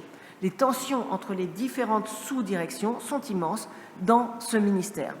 Alors, il est l'heure de finir. J'ai encore quelques... Est-ce que vous me laissez 3 minutes ? 3 minutes. Merci. Je vais peut-être prendre 4. Alors, du point de vue financier, je devrais y arriver. Je ne mentionne que quelques éléments d'un dossier qui est épais comme ça. La section bénéficie des salles et du matériel des cours de civilisation, la salle Z du côté du 46, du rue Saint-Jacques. Villiers prétend apporter des étudiants en cohorte des cours de civilisation, accroître ainsi l'élargissement et les activités et le rayonnement des cours de civilisation. Certains étudiants étrangers de la section théâtre s'inscrivent eux aussi aux cours de civilisation pour parfaire leur connaissance du français. Mais les horaires de cours se chevauchent et cela irrite Madame Eristoff, laquelle va bientôt être directrice adjointe des cours de civilisation. Villiers essaye de réduire les dépenses, il prévoit de ne pas payer les professeurs, mais il vaut bien payer les artistes. Et surtout, ces spectacles ont un coût. Et quoique Villiers ait eu soin de placer son entreprise sous le haut patronage de du recteur de l'Université de Paris, cette protection n'apporte pas les subsides espérés. L'Université de Paris finance les véritables cursus au sein des facultés. Pas une section d'art dramatique dans des cours qui font partie des extensions universitaires. D'ailleurs, Villiers, qui a rarement le sens de la hiérarchie du protocole universitaire, a cherché directement des financements du côté de la délégation générale des arts et des lettres, et ce n'est pas le moindre de ses impairs. Mais ces demandes sont alors prises en étau dans le conflit latent entre, d'une part, le secrétariat d'État aux Beaux-Arts et la délégation générale des arts et des lettres, lesquels se renvoient la balle quand ils n'invitent pas Villiers à se tourner vers les services d'éducation populaire, lesquels n'ont par excellence pas à participer au financement d'un cursus d'études. Il faut ajouter à cela, et c'est délicieux, que de toute façon, ce projet qu'a eu Villiers de monter le Cocu magnifique a d'emblée effarouché le ministère par le seul titre choisi de la pièce qu'il voulait monter, malgré, et que Villiers l'a quand même monté malgré tous les avertissements. Ainsi, le projet de grande école de théâtre s'effondre, faute de soutien institutionnel, malgré tout l'éclat qu'il a pu avoir, et ni Villiers, ni le rusé Matoré n'auront pu le sauver. La décision est prise en août 1954 par le président Cassin, le recteur et le directeur des cours de civilisation, Georges Matoré. Il n'y aura pas de rentrée pour la section dramatique en 1954 et 1955, quel que soit le nombre des étudiants qui souhaitent s'y inscrire et qui vont devoir, par défaut de l'État français, se tourner vers de petites écoles de théâtre privées douteuses. Rideau. Je dirais juste que ça a sans doute permis de créer les études théâtrales en 1959. Ça a eu un effet d'accélérateur. Le département de la section des lettres a pu s'en saisir. Raymond Lebègue a pu réaliser le souhait de ses maîtres, Bruno, Gustave Cohen, et créer une section d'études théâtrales qu'il confie par la création d'une chaire qu'il attribue à Jacques Scherrer. J'achève avec juste un mot sur Madame Eristoff, parce que pour ce qui est des cours de civilisation, Georges Matoré va recréer dès 1955, mais à minima, une section d'art du spectacle qu'il confie à Madeleine Eristoff, dont le souci n'est pas vraiment de faire du théâtre, même si, encore que, elle est proche, très proche de l'avant-garde, et en particulier d'Ionesco. Mais le souci de Madame Eristoff est bien de donner un contenu solide aux cours de civilisation.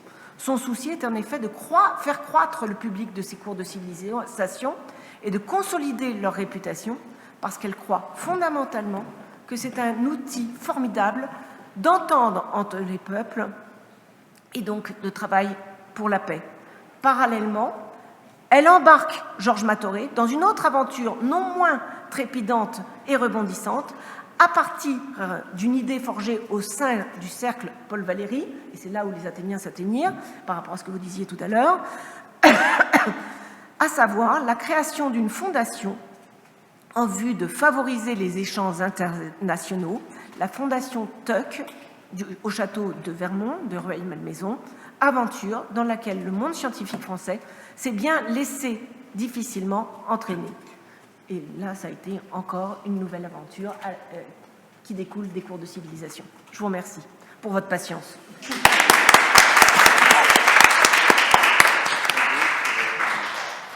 Un grand merci, Ève-Marie Rolina Levasseur, pour cette communication qui nous a fait revivre une page très dense de l'histoire de l'Université de Paris et des cours de civilisation française de la Sorbonne, et qui montre aussi que les projets universitaires dépendent beaucoup des relations entre les personnes. Donc ça évoque beaucoup de réflexions, je trouve.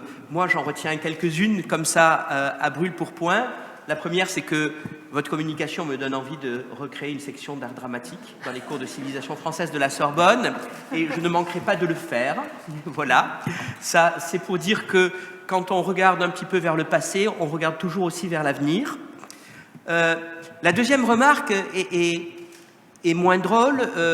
Ça concerne un des personnages que vous avez cité, qui est Georges Ascoli, qui lui aussi est mort de façon tragique et dont la mort n'est pas à l'honneur de l'université française, puisqu'il est mort déporté dans les camps, dénoncé par ses collègues de la Sorbonne, il faut bien le dire, et c'est la raison pour laquelle la bibliothèque de l'UFR de littérature française de la Sorbonne porte le nom de bibliothèque Ascoli. C'était le rôle de Paul Hazard, en 1946, d'avoir donné le nom de Georges Ascoli à cette bibliothèque. Et puis, pour finir sur une note plus drôle, le cocu magnifique dont nous envions tous le sort, il faut bien le dire, eh bien, j'ai remarqué en regardant vos affiches que la pièce qui avait été donc jouée sous l'égide des cours de civilisation française de la Sorbonne avait été représentée à la Cité internationale, ce qui montre encore ce que nous avons montré ce matin, les liens étroits entre les deux institutions. Donc, c'est un sujet sur lequel il y a évidemment beaucoup de choses à dire. Mais nous sommes un petit peu en retard sur le calendrier, et je propose qu'on ouvre la discussion à une question. Oui ?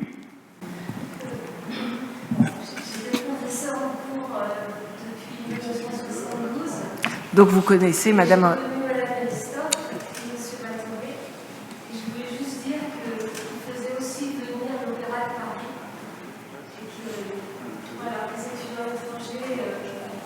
assisté aux conférences de Serge Liffard et on avait toile de Paris et ça fait beaucoup plus aux étudiants. Voilà. Oui, on a des traces de cela. Elle a recréé une section d'art du spectacle. Alors, je pense que Villiers ne s'est pas toujours bien conduit vis-à-vis de Madame Eristoff, et peut-être inversement, c'est pas très clair. On a des brouillons il y a des brouillons qui sont assez drôles, mais oui, la section, elle a su faire, elle a eu plus de doigté, et son problème était vraiment les étudiants internationaux, alors que le problème de Villiers était vraiment l'art dramatique pour le monde entier. Et alors, ils sont tous résistants, ils ont tous participé à la résistance à un moment, au moins sur les dernières années. Je pense que quand même, la question de la paix est au centre des préoccupations des uns et des autres. Certains la pensent en faisant se rencontrer des étudiants internationaux, d'autres la pensent en se disant que l'art permettra de construire aussi un monde meilleur et nous rendra plus humanistes. Voilà. Et pour Georges Ascoli, il a été aussi protégé par le directeur de la bibliothèque et il n'a pas voulu entendre, comme beaucoup de personnes. Les menaces. Oui, vraiment, il a eu un refus. Mais Ascoli est formidable, il faisait du théâtre lui-même sur les scènes de Middlebury. C'est un des acteurs de ce mouvement d'émancipation des études théâtrales. Merci beaucoup. Merci pour cette communication. Et on trouve un buste de Gustave Cohen dans vos bureaux. Ah, voilà, de la bibliothèque Ascoli. D'accord. Je vous laisse le passage. Merci. Merci beaucoup. Alors, nous allons je ne serai pas long, amorcer la dernière communication de cette première journée. Communication de Patricia Gardy, que j'ai sollicitée parce qu'elle est depuis quelques mois la présidente de l'ADQFE, l'association des directeurs de centres universitaires d'études françaises pour étrangers, et à ce titre, son rôle pour l'internationalisation des universités françaises est fondamental, et son rôle est aussi fondamental pour l'enseignement du français comme langue étrangère dans l'université. Elle est, à ce titre, directrice de l'IEFE, l'Institut universitaire d'enseignement du français langue étrangère de l'université Paul Valéry à Montpellier, et elle coordonne, c'est un sujet qui lui tient à cœur, le programme d'accueil étudiants en exil de l'Institut, et de même, elle s'occupe, elle est membre du réseau Migrants dans l'enseignement supérieur. Alors, ses recherches, elle est docteure en sciences du langage, et ses recherches portent sur la didactique des langues cultures, sur l'interculturel et les TIS en particulier, et elle se consacre beaucoup à l'enseignement du français aux migrants. Et voilà, je te laisse la parole. Merci Bernard. Oui, alors je vais juste rebondir sur les cours de théâtre parce qu'en fait, dans beaucoup de nos centres universitaires, nous avons des options théâtre pour les étudiants internationaux et malheureusement, les enseignants de théâtre veulent un groupe limité pour pouvoir vraiment créer quelque chose. Et c'est un problème parce que, évidemment, il y a trop de gens qui veulent les suivre et nous n'ouvrons pas assez de classes pour toutes les demandes. Donc, ça a toujours beaucoup de succès. Et en fait, ceux qui n'ont pas forcément l'habitude de parler en cours, on les met dans les cours de théâtre et ils sont méconnaissables. Donc, et là, ils se mettent à parler. Ah oui, donc de toute façon, je pense que ça, c'est vraiment c'est à faire parce que les cours fonctionnent extrêmement bien. Et je suis toujours stupéfaite de voir comme les étudiants peuvent être changer d'identité dès qu'ils rentrent dans la peau d'un personnage et se mettre à parler, mais vraiment de façon formidable. Hein. Donc là, non, ça c'est... Nous les gardons. Alors évidemment, il y a toujours les contraintes budgétaires, mais par contre, ça fait partie, je pense, des options obligatoires, surtout à partir du niveau B1 où on commence à mieux s'exprimer. Là, on peut vraiment faire de très bonnes choses. Donc, non, j'y tiens. Donc là, je la garde ouverte. Hein. Alors là, ça a été fermé à cause du Covid, parce qu'ils voulaient que les étudiants aient le masque. Je dis, on ne peut pas parler. Donc voilà. Donc là, ça va réouvrir le semestre prochain. Enfin, si le Covid s'arrête, hein, parce que là, je commence à douter. Alors, pourquoi Pourquoi Campus FLE ADQF a une évolution au fil de l'actualité? Parce qu'en fait, c'est un réseau qui regroupe donc les centres universitaires. C'est l'association des directeurs des centres universitaires d'enseignement du français pour les étrangers. Voilà le titre exact. Et en fait, ces centres universitaires, alors l'association est ancienne, alors malheureusement, ils ne sont pas aussi bien rangés que les cours de civilisation de la Sorbonne pour ce qui est de l'historique. Ah, je peux vous dire que les papiers anciens ont l'air d'avoir disparu quelque part, comme les feuilles mortes à l'extérieur en ce moment. Et donc, j'ai quand même retrouvé des choses, hein, mais notamment grâce au dossier administratif de déclaration de l'État que l'association avait été créée dans les années 70 et d'ailleurs je vois que j'ai en plus ça oublié en tapant et que donc apparemment ça date de 77. Bon. Et donc bien entendu, au départ c'était quelques centres universitaires, mais maintenant c'est devenu une grosse association avec plus d'une quarantaine de centres, plus de 40 000 étudiants et des centres répartis dans toute la France. Alors, c'est la raison pour laquelle je parlais de nos relations avec Campus France, parce que Campus France nous supporte dans les deux sens de ce mot, parce qu'on les sollicite très souvent, puisqu'on a tous des problématiques différentes dans les différents lieux de France où nous sommes. Et bon, c'est vraiment un partenaire vraiment privilégié.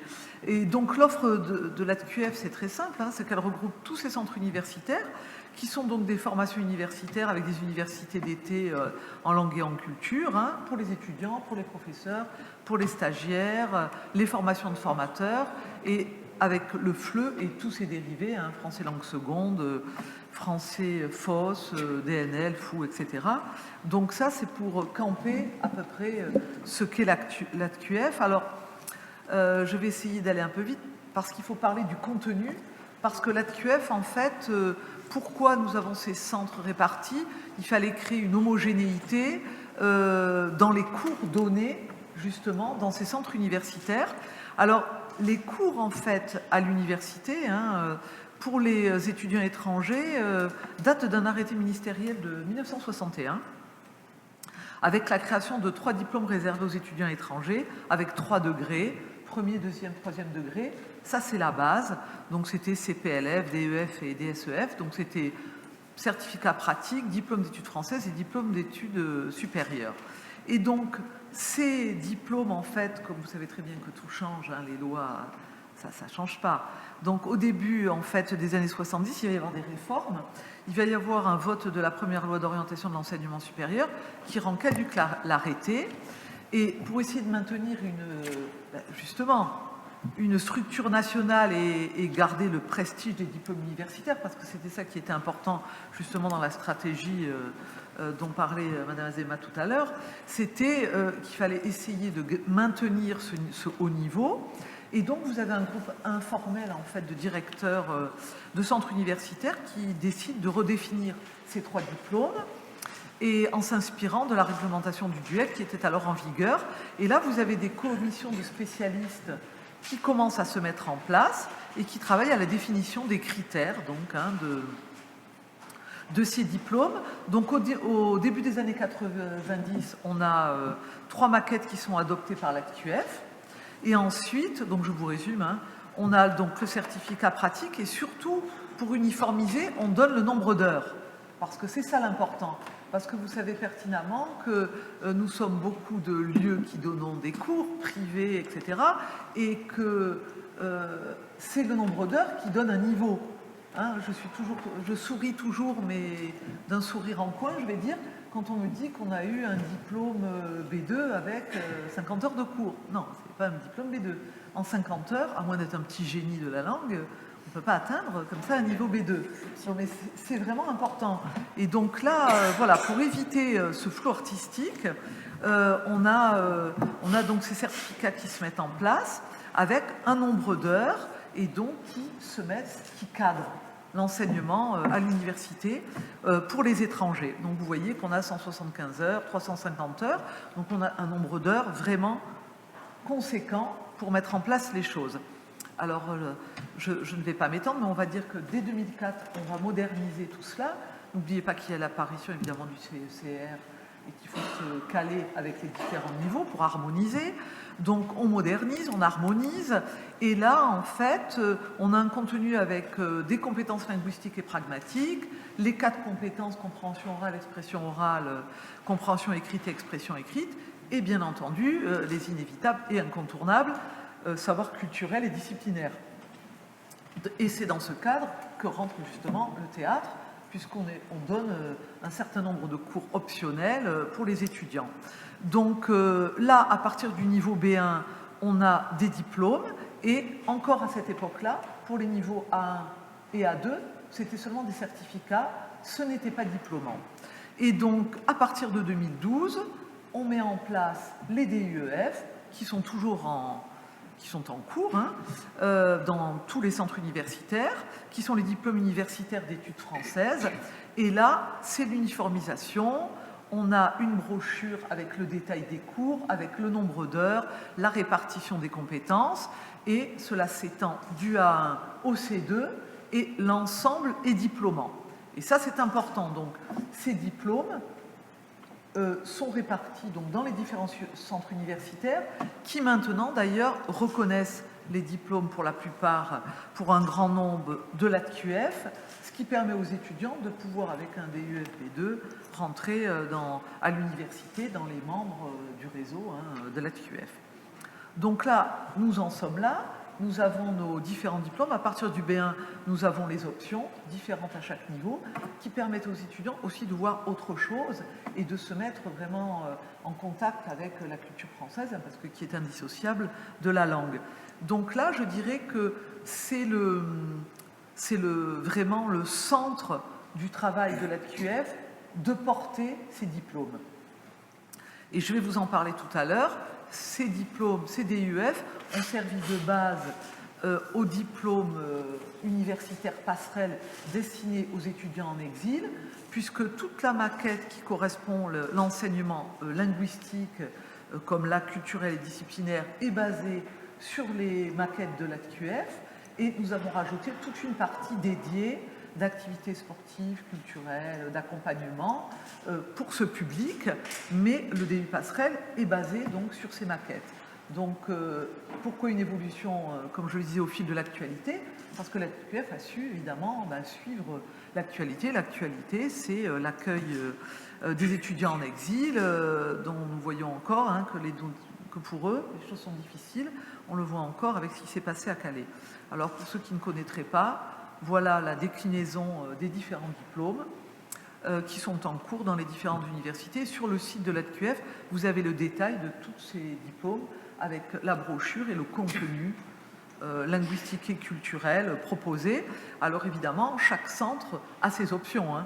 Il y en a qui préfèrent donner le cinéma. Nous, on a décidé on est dans une université de lettres, donc on a le cinéma, on a le théâtre, on a essayé de développer tout ce qui est lié quand même à notre université. Si on est dans une université de lettres et qu'on ne fait pas théâtre et cinéma, c'est pas possible.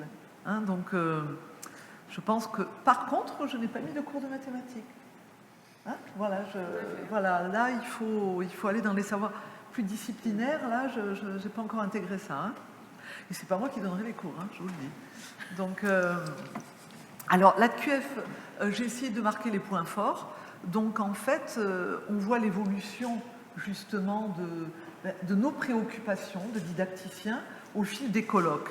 Donc les colloques ont commencé en 2003 en fait. Ça a été la mise en place parce qu'il fallait que les didacticiens se retrouvent pour parler de tout ce qui émergeait. Alors moi qui ai fait ma thèse de sciences du langage sur le français dans le monde, j'ai étudié justement toute l'évolution de la didactique à travers à l'époque c'était les 40 ans de la revue, maintenant les années passent, ma thèse date un petit peu de quelques années derrière, donc, et justement on voyait bien à travers déjà cette revue, qui est aussi un de nos partenaires, l'évolution de cette didactique avec les nouveaux enjeux, et donc là vous voyez que c'est à travers ces différents titres de colloque qu'on voit que il fallait répondre à des questionnements. Donc c'était l'évolution ou la révolution dans l'accueil des étudiants étrangers, parce que là ça se mettait en place, on avait de plus en plus de centres universitaires, et surtout on avait justement le rôle, à ce moment-là c'était EduFrance, si je ne me trompe pas, de cet accueil des étrangers. On a parlé évidemment de l'enseignement apprentissage en milieu homoglotte, parce que, évidemment, comme vous le disiez tout à l'heure, être enseignant de français langue étrangère ne s'improvise pas, parce qu'en effet, et d'ailleurs les étudiants qui ensuite passent à l'université, nos étudiants internationaux le disent, on vous comprenait mieux. Oui, parce que le débit n'est pas le même, parce qu'il y a moins d'interaction, parce que ce sont des cours magistraux et qu'on a tous notre personnalité, notre façon d'articuler et que certains d'entre nous ne sommes pas des as de l'articulation quand on n'a pas été formé au français langue étrangère avant. Et donc, vous voyez que toutes ces problématiques sont traitées. Donc, on a évidemment, et le troisième colloque était vraiment important parce que c'était justement l'ouverture des filières francophones aux étrangers et surtout tous les enjeux politiques, les implications didactiques culturelles qui entraient en jeu. Donc, on sait très bien que nos centres sont soumis aussi à la politique également migratoire, maintenant on le voit. Donc, on est vraiment au centre des préoccupations. Et évidemment, on a eu l'ère des technologies numériques, puisque moi, quand j'étais jeune étudiante et que j'ai commencé à faire du FLE, j'avais même pas d'ordinateur. Donc j'ai appris petit à petit à me servir de l'ordinateur, mais c'était vraiment les débuts. Et au début, d'ailleurs, ça ne m'intéressait pas forcément. Après, je suis devenue spécialiste, mais les débuts, bon, je n'étais pas forcément fan. Donc, comme quoi, on change. Et donc là, évidemment, c'était du présentiel au nomadisme parce que les choses évoluent. Et évidemment, l'enseignant au sein du dispositif, parce que quand on se retrouve maintenant, Jean-Marc de Faïs, là, qui était l'ancien directeur de la Fédération internationale des professeurs de français, le disait dans une de ses communications, maintenant l'enseignant de français langue étrangère, c'est le chef d'orchestre, donc il doit être tout, il doit avoir le savoir, il doit être un technicien, il doit être un informaticien, il doit être aussi un administratif, parce qu'on est noyé sous les papiers, et donc en fait maintenant il doit tout faire, c'est-à-dire que le rôle a complètement changé. Donc on a certes dans les années 70 mis l'apprenant au centre de l'apprentissage, mais le rôle de l'enseignant a vraiment évolué. On est vraiment maintenant, voilà, on doit être là avec l'ordinateur, avec nos clés USB, nos câbles, HDMI, nos vidéoprojecteurs qu'on a dans le Carta parce que maintenant ils sont tout petits. Voilà, la société évolue et nous avec. Et si on n'évolue pas avec, normalement ça se passe mal. Donc il vaut mieux essayer de bien se former. Et donc là encore, le rôle de la culture, parce que la culture est essentielle dans nos enseignements. Je fais vite parce que je veux que vous ne vous essouffliez pas à m'écouter.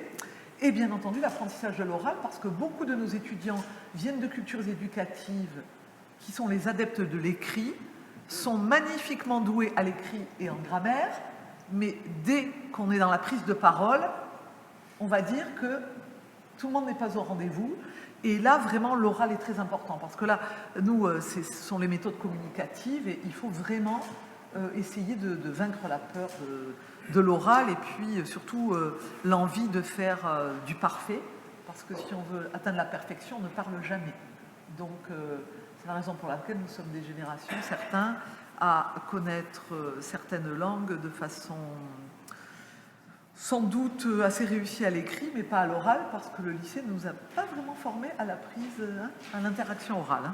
Donc, on parle de formation de formateurs, parce que de plus en plus, eh bien, nous enseignons aussi aux enseignants de français étrangers, nous formons à diverses choses. Et là, maintenant, les centres universitaires, évidemment, j'aime pas utiliser les mots anglais, mais enfin, ont un pool de formateurs qui sont formés, justement, spécialistes du français sur objectif universitaire, voilà, du français pour les étudiants en exil. On a de multiples spécialités et donc, on va dire que nous avons vraiment un groupe d'enseignants avec des profils particuliers et tous très variés. Donc, c'est assez intéressant. Et un des derniers en date, justement, était sur recyclage et innovation, quelle didactique pour demain, parce qu'on se rend compte qu'il va peut-être falloir essayer justement d'évoluer aussi dans nos pratiques. Et là, on évolue, mais c'est toujours difficile parce qu'on a aussi, on a chacun nos petits dadas qu'on a envie de garder sous le bras. Et donc, il va falloir aussi évoluer avec notre temps. Et on l'a vu avec le cours aux étudiants migrants, il faut se former. C'est aussi, même si ce sont des étudiants qui ont un diplôme je veux dire, un diplôme, un baccalauréat, enfin, un diplôme d'études secondaires chez eux, etc., eh bien, on est face aux problèmes liés à la migration, au blocage, il faut apprendre tout ça. Il faut se former et je pense que c'est vraiment essentiel. Un enseignant doit se former tout au long de sa vie. Hein. C'est vraiment important. Alors, on avait les colloques et on a surtout décidé de publier, de créer des publications pour aider les enseignants à préparer donc les étudiants. Alors, on a publié cet ouvrage Préparer le DUF B1 avec vraiment un grand nombre de ressources papier et également en livre, hein, puisque c'est un ouvrage collectif avec des enseignants de tous les centres universitaires de français langue étrangère, hein, et également le DUF B2. Donc on a essayé à chaque fois de rester justement hein, dans le champ, voilà, avancé au fil de l'actualité.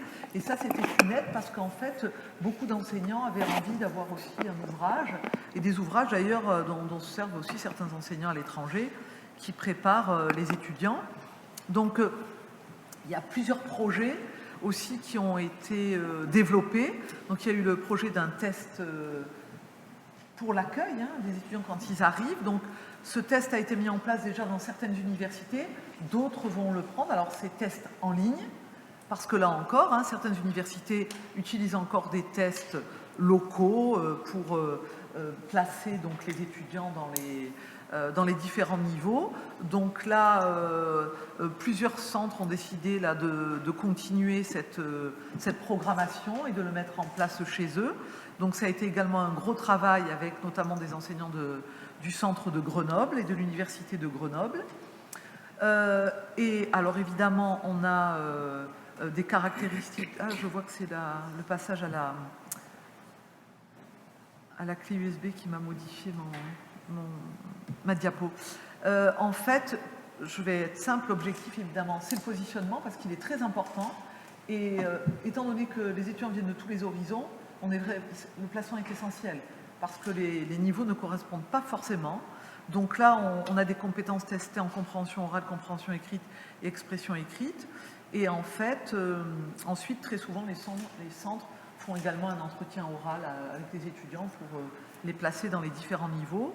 Donc l'accès au test, en fait, c'est tout simplement une gestion avec dépôt sur la plateforme de nos universités, Moodle ou autres, hein, pour mettre en place le test. Le dernier projet qui va se déployer l'année prochaine, c'est le projet Envol, qui était justement un appel avec Bienvenue en France, puisqu'on a répondu à l'appel et on a pu être financé. Donc là, l'objectif, c'est vraiment un ensemble de modules qui vont permettre aux étudiants de découvrir tout l'environnement universitaire français, parce qu'en fait, quand on arrive et qu'on est de cultures différentes, l'environnement universitaire, c'est un autre monde. Hein. C'est vraiment un autre monde. Donc, c'est se familiariser avec les attentes académiques, hein, avec notre système de notation qui est différent, comprendre le type d'exercice, hein, avec nos fameuses, évidemment, hein, expression écrite, production écrite, avec un format technique qui n'est pas celui de l'essai anglo-saxon, hein, qu'ils ont du mal à adopter, et évidemment tous les savoir-faire liés à la discipline suivie, hein, pour des étudiants qui vont être inscrits en composante à l'université. Donc ça, c'est vraiment un projet important pour nous parce que ça répond à un besoin. C'est-à-dire qu'on s'est rendu compte que nos étudiants, quand ils sortaient de nos formations, avaient besoin d'un petit sas. Voilà, c'était vraiment c'est le sas pour apprendre et essayer de ne pas être perdu. Donc en fait, on a un ensemble de modules. Hein. Donc un module, c'est 3 heures. Hein. Et on a 11 modules en tout sur l'environnement universitaire, 24 modules de français sur objectif universitaire. Ça, c'est très très important parce que justement, ça va être disciplinaire puisqu'ils vont aller en fac de droit, en fac de lettres, en géographie. Et donc, il faut vraiment qu'ils s'adaptent aussi à ce qui les attend dans la formation dans laquelle ils vont s'inscrire. Et donc, vous avez évidemment 108 heures de formation en plus en autonomie. Donc, c'est un gros travail pour eux, mais qui va vraiment les accompagner. Donc, on est très content parce que, ça y est, le projet prend fin. Il va pouvoir être mis à la disposition des centres universitaires, hein, qui sont adhérents de l'ATQF. Et là, pour moi, justement, vouloir le mettre en place à Montpellier, hein, l'IEFE, en fait, il est très facilement adaptable en fait, sur la plateforme Moodle, sans complications ni pour les services informatiques de l'université, ni pour nous, enseignants, puisqu'on peut même utiliser les modules séparément, on pourra les utiliser comme on veut, ou globalement ou séparément, c'est vraiment très souple. Donc ça, c'est vraiment important, et ça, c'était un des gros projets, parce que ça va faciliter l'entrée des étudiants à l'université française, et ça, c'est un soutien vraiment essentiel. Alors, je vais terminer, c'est pour ça que j'ai essayé de vraiment faire le plus synthétique possible. Évidemment, la TQF a joué un grand rôle aussi dans l'accueil des étudiants en exil, parce que nous sommes les premiers impactés, puisque nous sommes des centres universitaires qui accueillons des internationaux. Et bien évidemment, il n'était pas question de ne pas accueillir les étudiants en exil. Donc, bien entendu, nous les avons accueillis parce que les universités ont accepté le financement de ces étudiants qui sont exonérés des frais. Et donc, dans plusieurs universités, nous avons, là on est 33 universités ou écoles à avoir donc un DU passerelle étudiant en exil.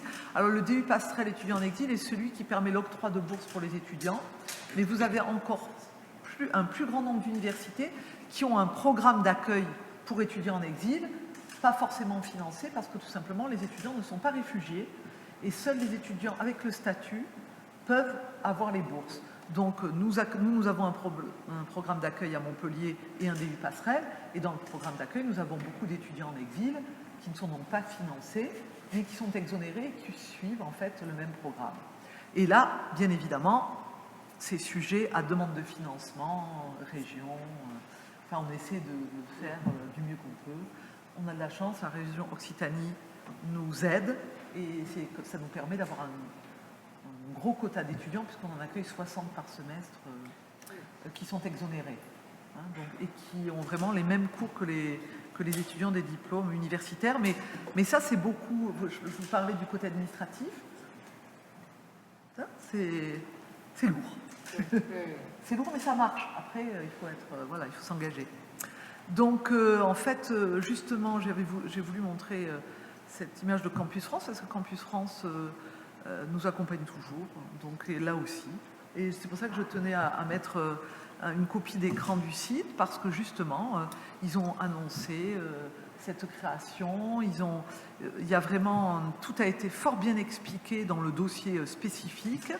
Et donc là, à la rentrée 2021, il y en a eu 33, mais il y en aura encore plus, puisque c'est moi qui expertise les dossiers de demande, et on va avoir encore des ouvertures supplémentaires pour l'année prochaine. Donc c'est super, c'est une belle réussite. C'est une belle réussite, avec un remerciement à la UF qui nous subventionne aussi, hein.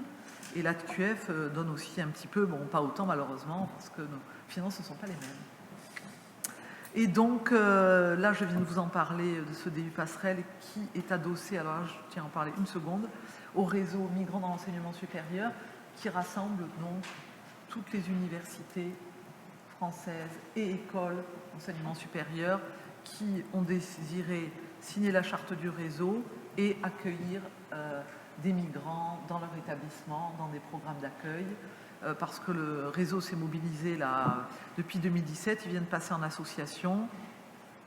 Et en fait, c'est parce qu'on appartenait au réseau qu'on a décidé de créer cette maquette des passerelles pour les étudiants. On a tenté, hein, ça aurait pu ne pas fonctionner, mais ça a fonctionné. Et parce que vous savez que les DU ne sont jamais ouverts à droit aux bourses, c'est seulement licence, master, doctorat. Donc là, c'est le seul qui existe, qui est financé. Et ça, c'est vraiment une... Vous voyez, quand on n'essaie pas, voilà, on a essayé, ça a fonctionné. Et nous, on est très contents parce qu'on a un grand nombre d'étudiants qui maintenant travaillent et ne travaillent pour le français et ne sont pas obligés d'essayer de faire de multiples petits boulots pour survivre, ce qui empêche une bonne progression, évidemment, dans leur travail universitaire. Et j'ai voulu mettre une page blanche parce que ça, ce sont les projets à venir. Et comme je suis la nouvelle présidente, j'en ai un certain nombre. J'effraie le groupe. Donc, vous aurez une prochaine communication avec ce que je vais mettre en place. Et notamment, parce que Madame Azéma est responsable de la communication, il y a une chose que nous devons améliorer à l'université, c'est notre communication. On est franchement mauvais.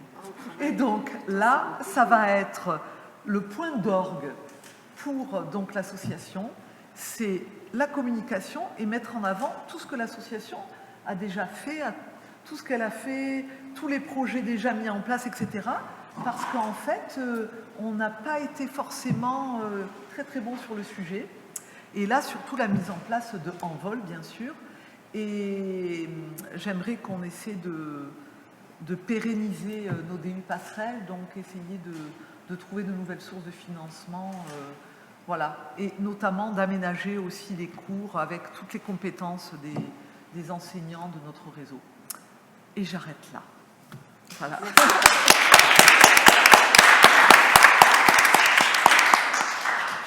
Un grand merci, Patricia, pour cette communication qui nous a montré l'impulsion nouvelle donnée par cette association, l'ADQF, qui fédère en fait les structures de FLE des universités françaises, et l'impulsion nouvelle qu'elle a donnée non seulement à l'attractivité des universités françaises par l'enseignement du français aux étudiants non francophones, mais au développement de la didactique du FLE également, et du FLE en université.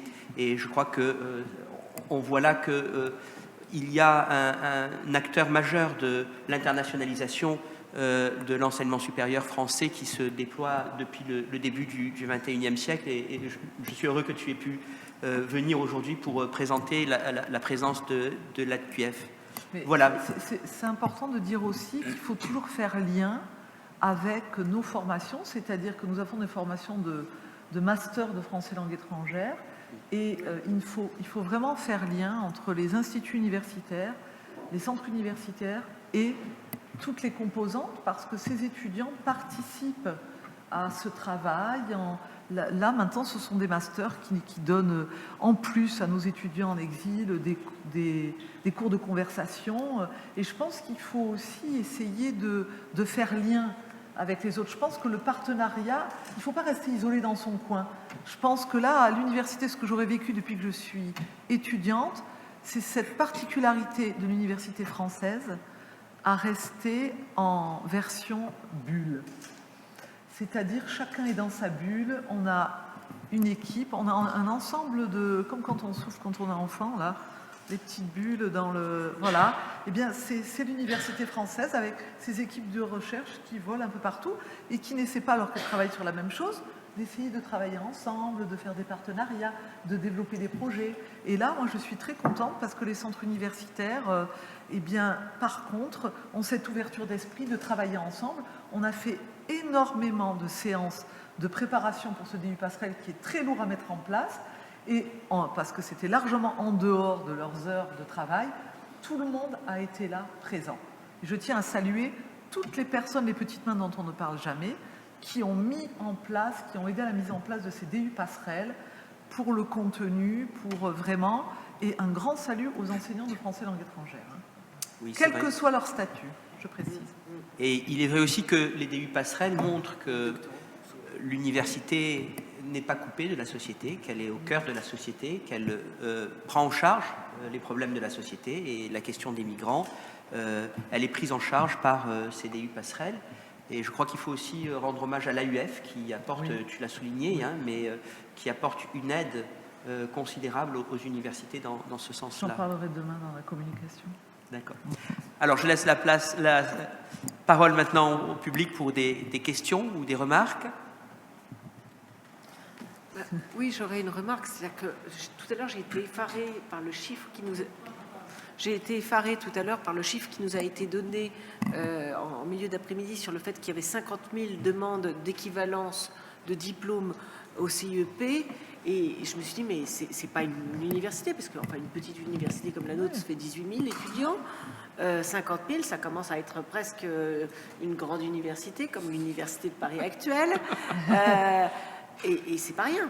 C'est-à-dire que là, donner des équivalences, je vois pas comment on peut faire, parce que ça demande beaucoup d'énergie, surtout que, heureusement, il faut regarder chaque dossier, chaque diplôme, et il faut évidemment former ces personnes qui ne s'intégreront, qu'il faut bien accueillir pour qu'elles soient heureuses et que leurs descendants soient heureux le temps de leur séjour en France. Mais je pense qu'on parle beaucoup d'intégration, mais je pense qu'une bonne intégration, c'est justement l'accompagnement que nous donnons. Oui. Parce qu'ensuite, nous, j'ai un retour, parce que nous avons un programme d'accueil depuis 2015. Nous sommes en 2021. Alors, il faut se dire que les étudiants qui sont passés chez nous ne nous oublient jamais. Hein. Ils reviennent toujours nous voir. Et la réussite, c'est quand ils viennent nous voir et qu'ils disent qu'ils vont bien. Ils vont bien, ils sont heureux, ils ont trouvé du travail, ils suivent les cours à l'université. Et je pense que rien que ça, c'est important parce que ça leur permet d'être stabilisés et ensuite de pouvoir rebondir. Et là, ça se passe bien. Hein. Je vais vous donner juste un petit détail qui m'a vraiment émue. J'ai dû aller à un rendez-vous à l'hôpital juste avant de venir, là, avant-hier. Et je passe dans le couloir et quelqu'un m'appelle. Je me retourne, alors je vois le médecin avec un masque, etc.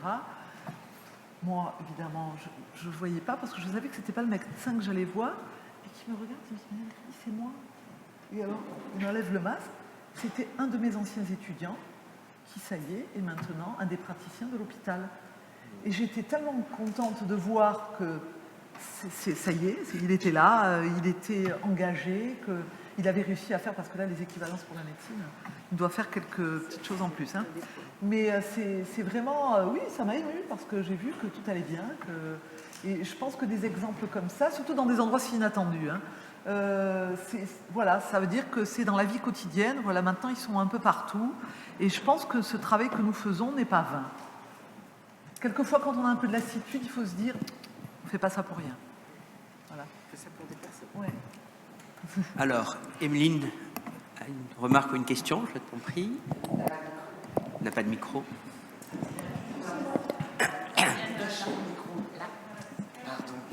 Oui, et c'est pour abonder dans votre sens, effectivement, et puis peut-être de manière plus générale.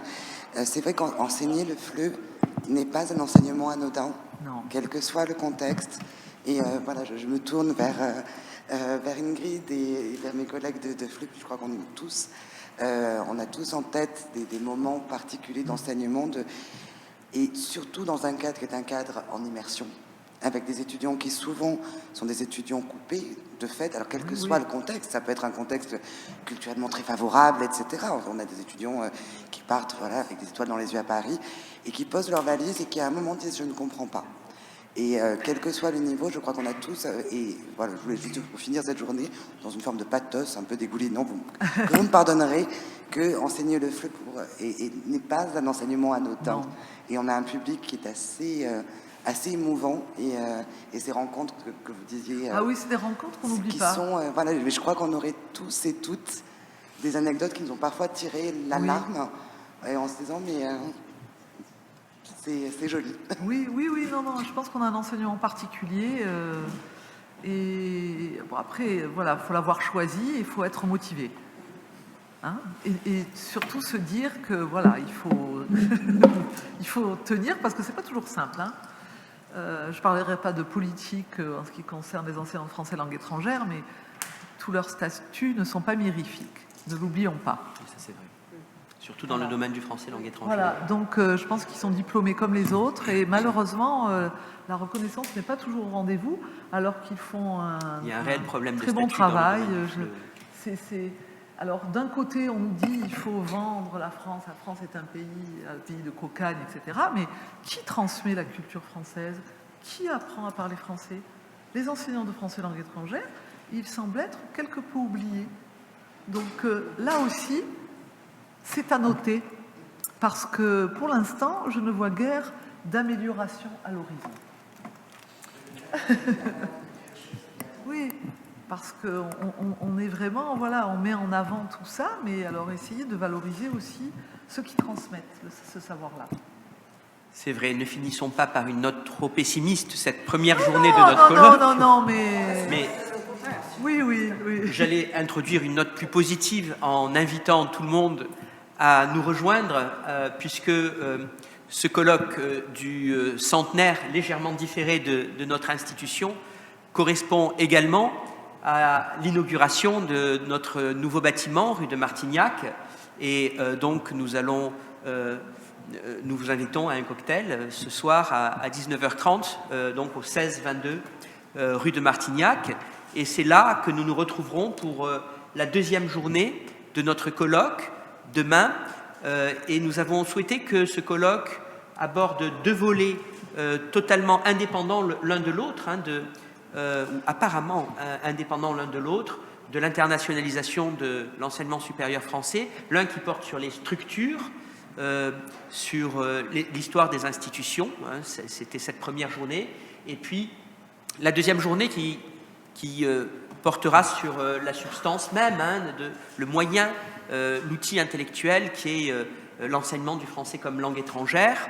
Ce colloque donnera donc lieu, je crois que c'est important de rassembler les actes, d'abord pour faire un bilan de ce centenaire, mais ces actes seront publiés en deux volumes différents pour que l'autonomie de chacune des matières soit respectée.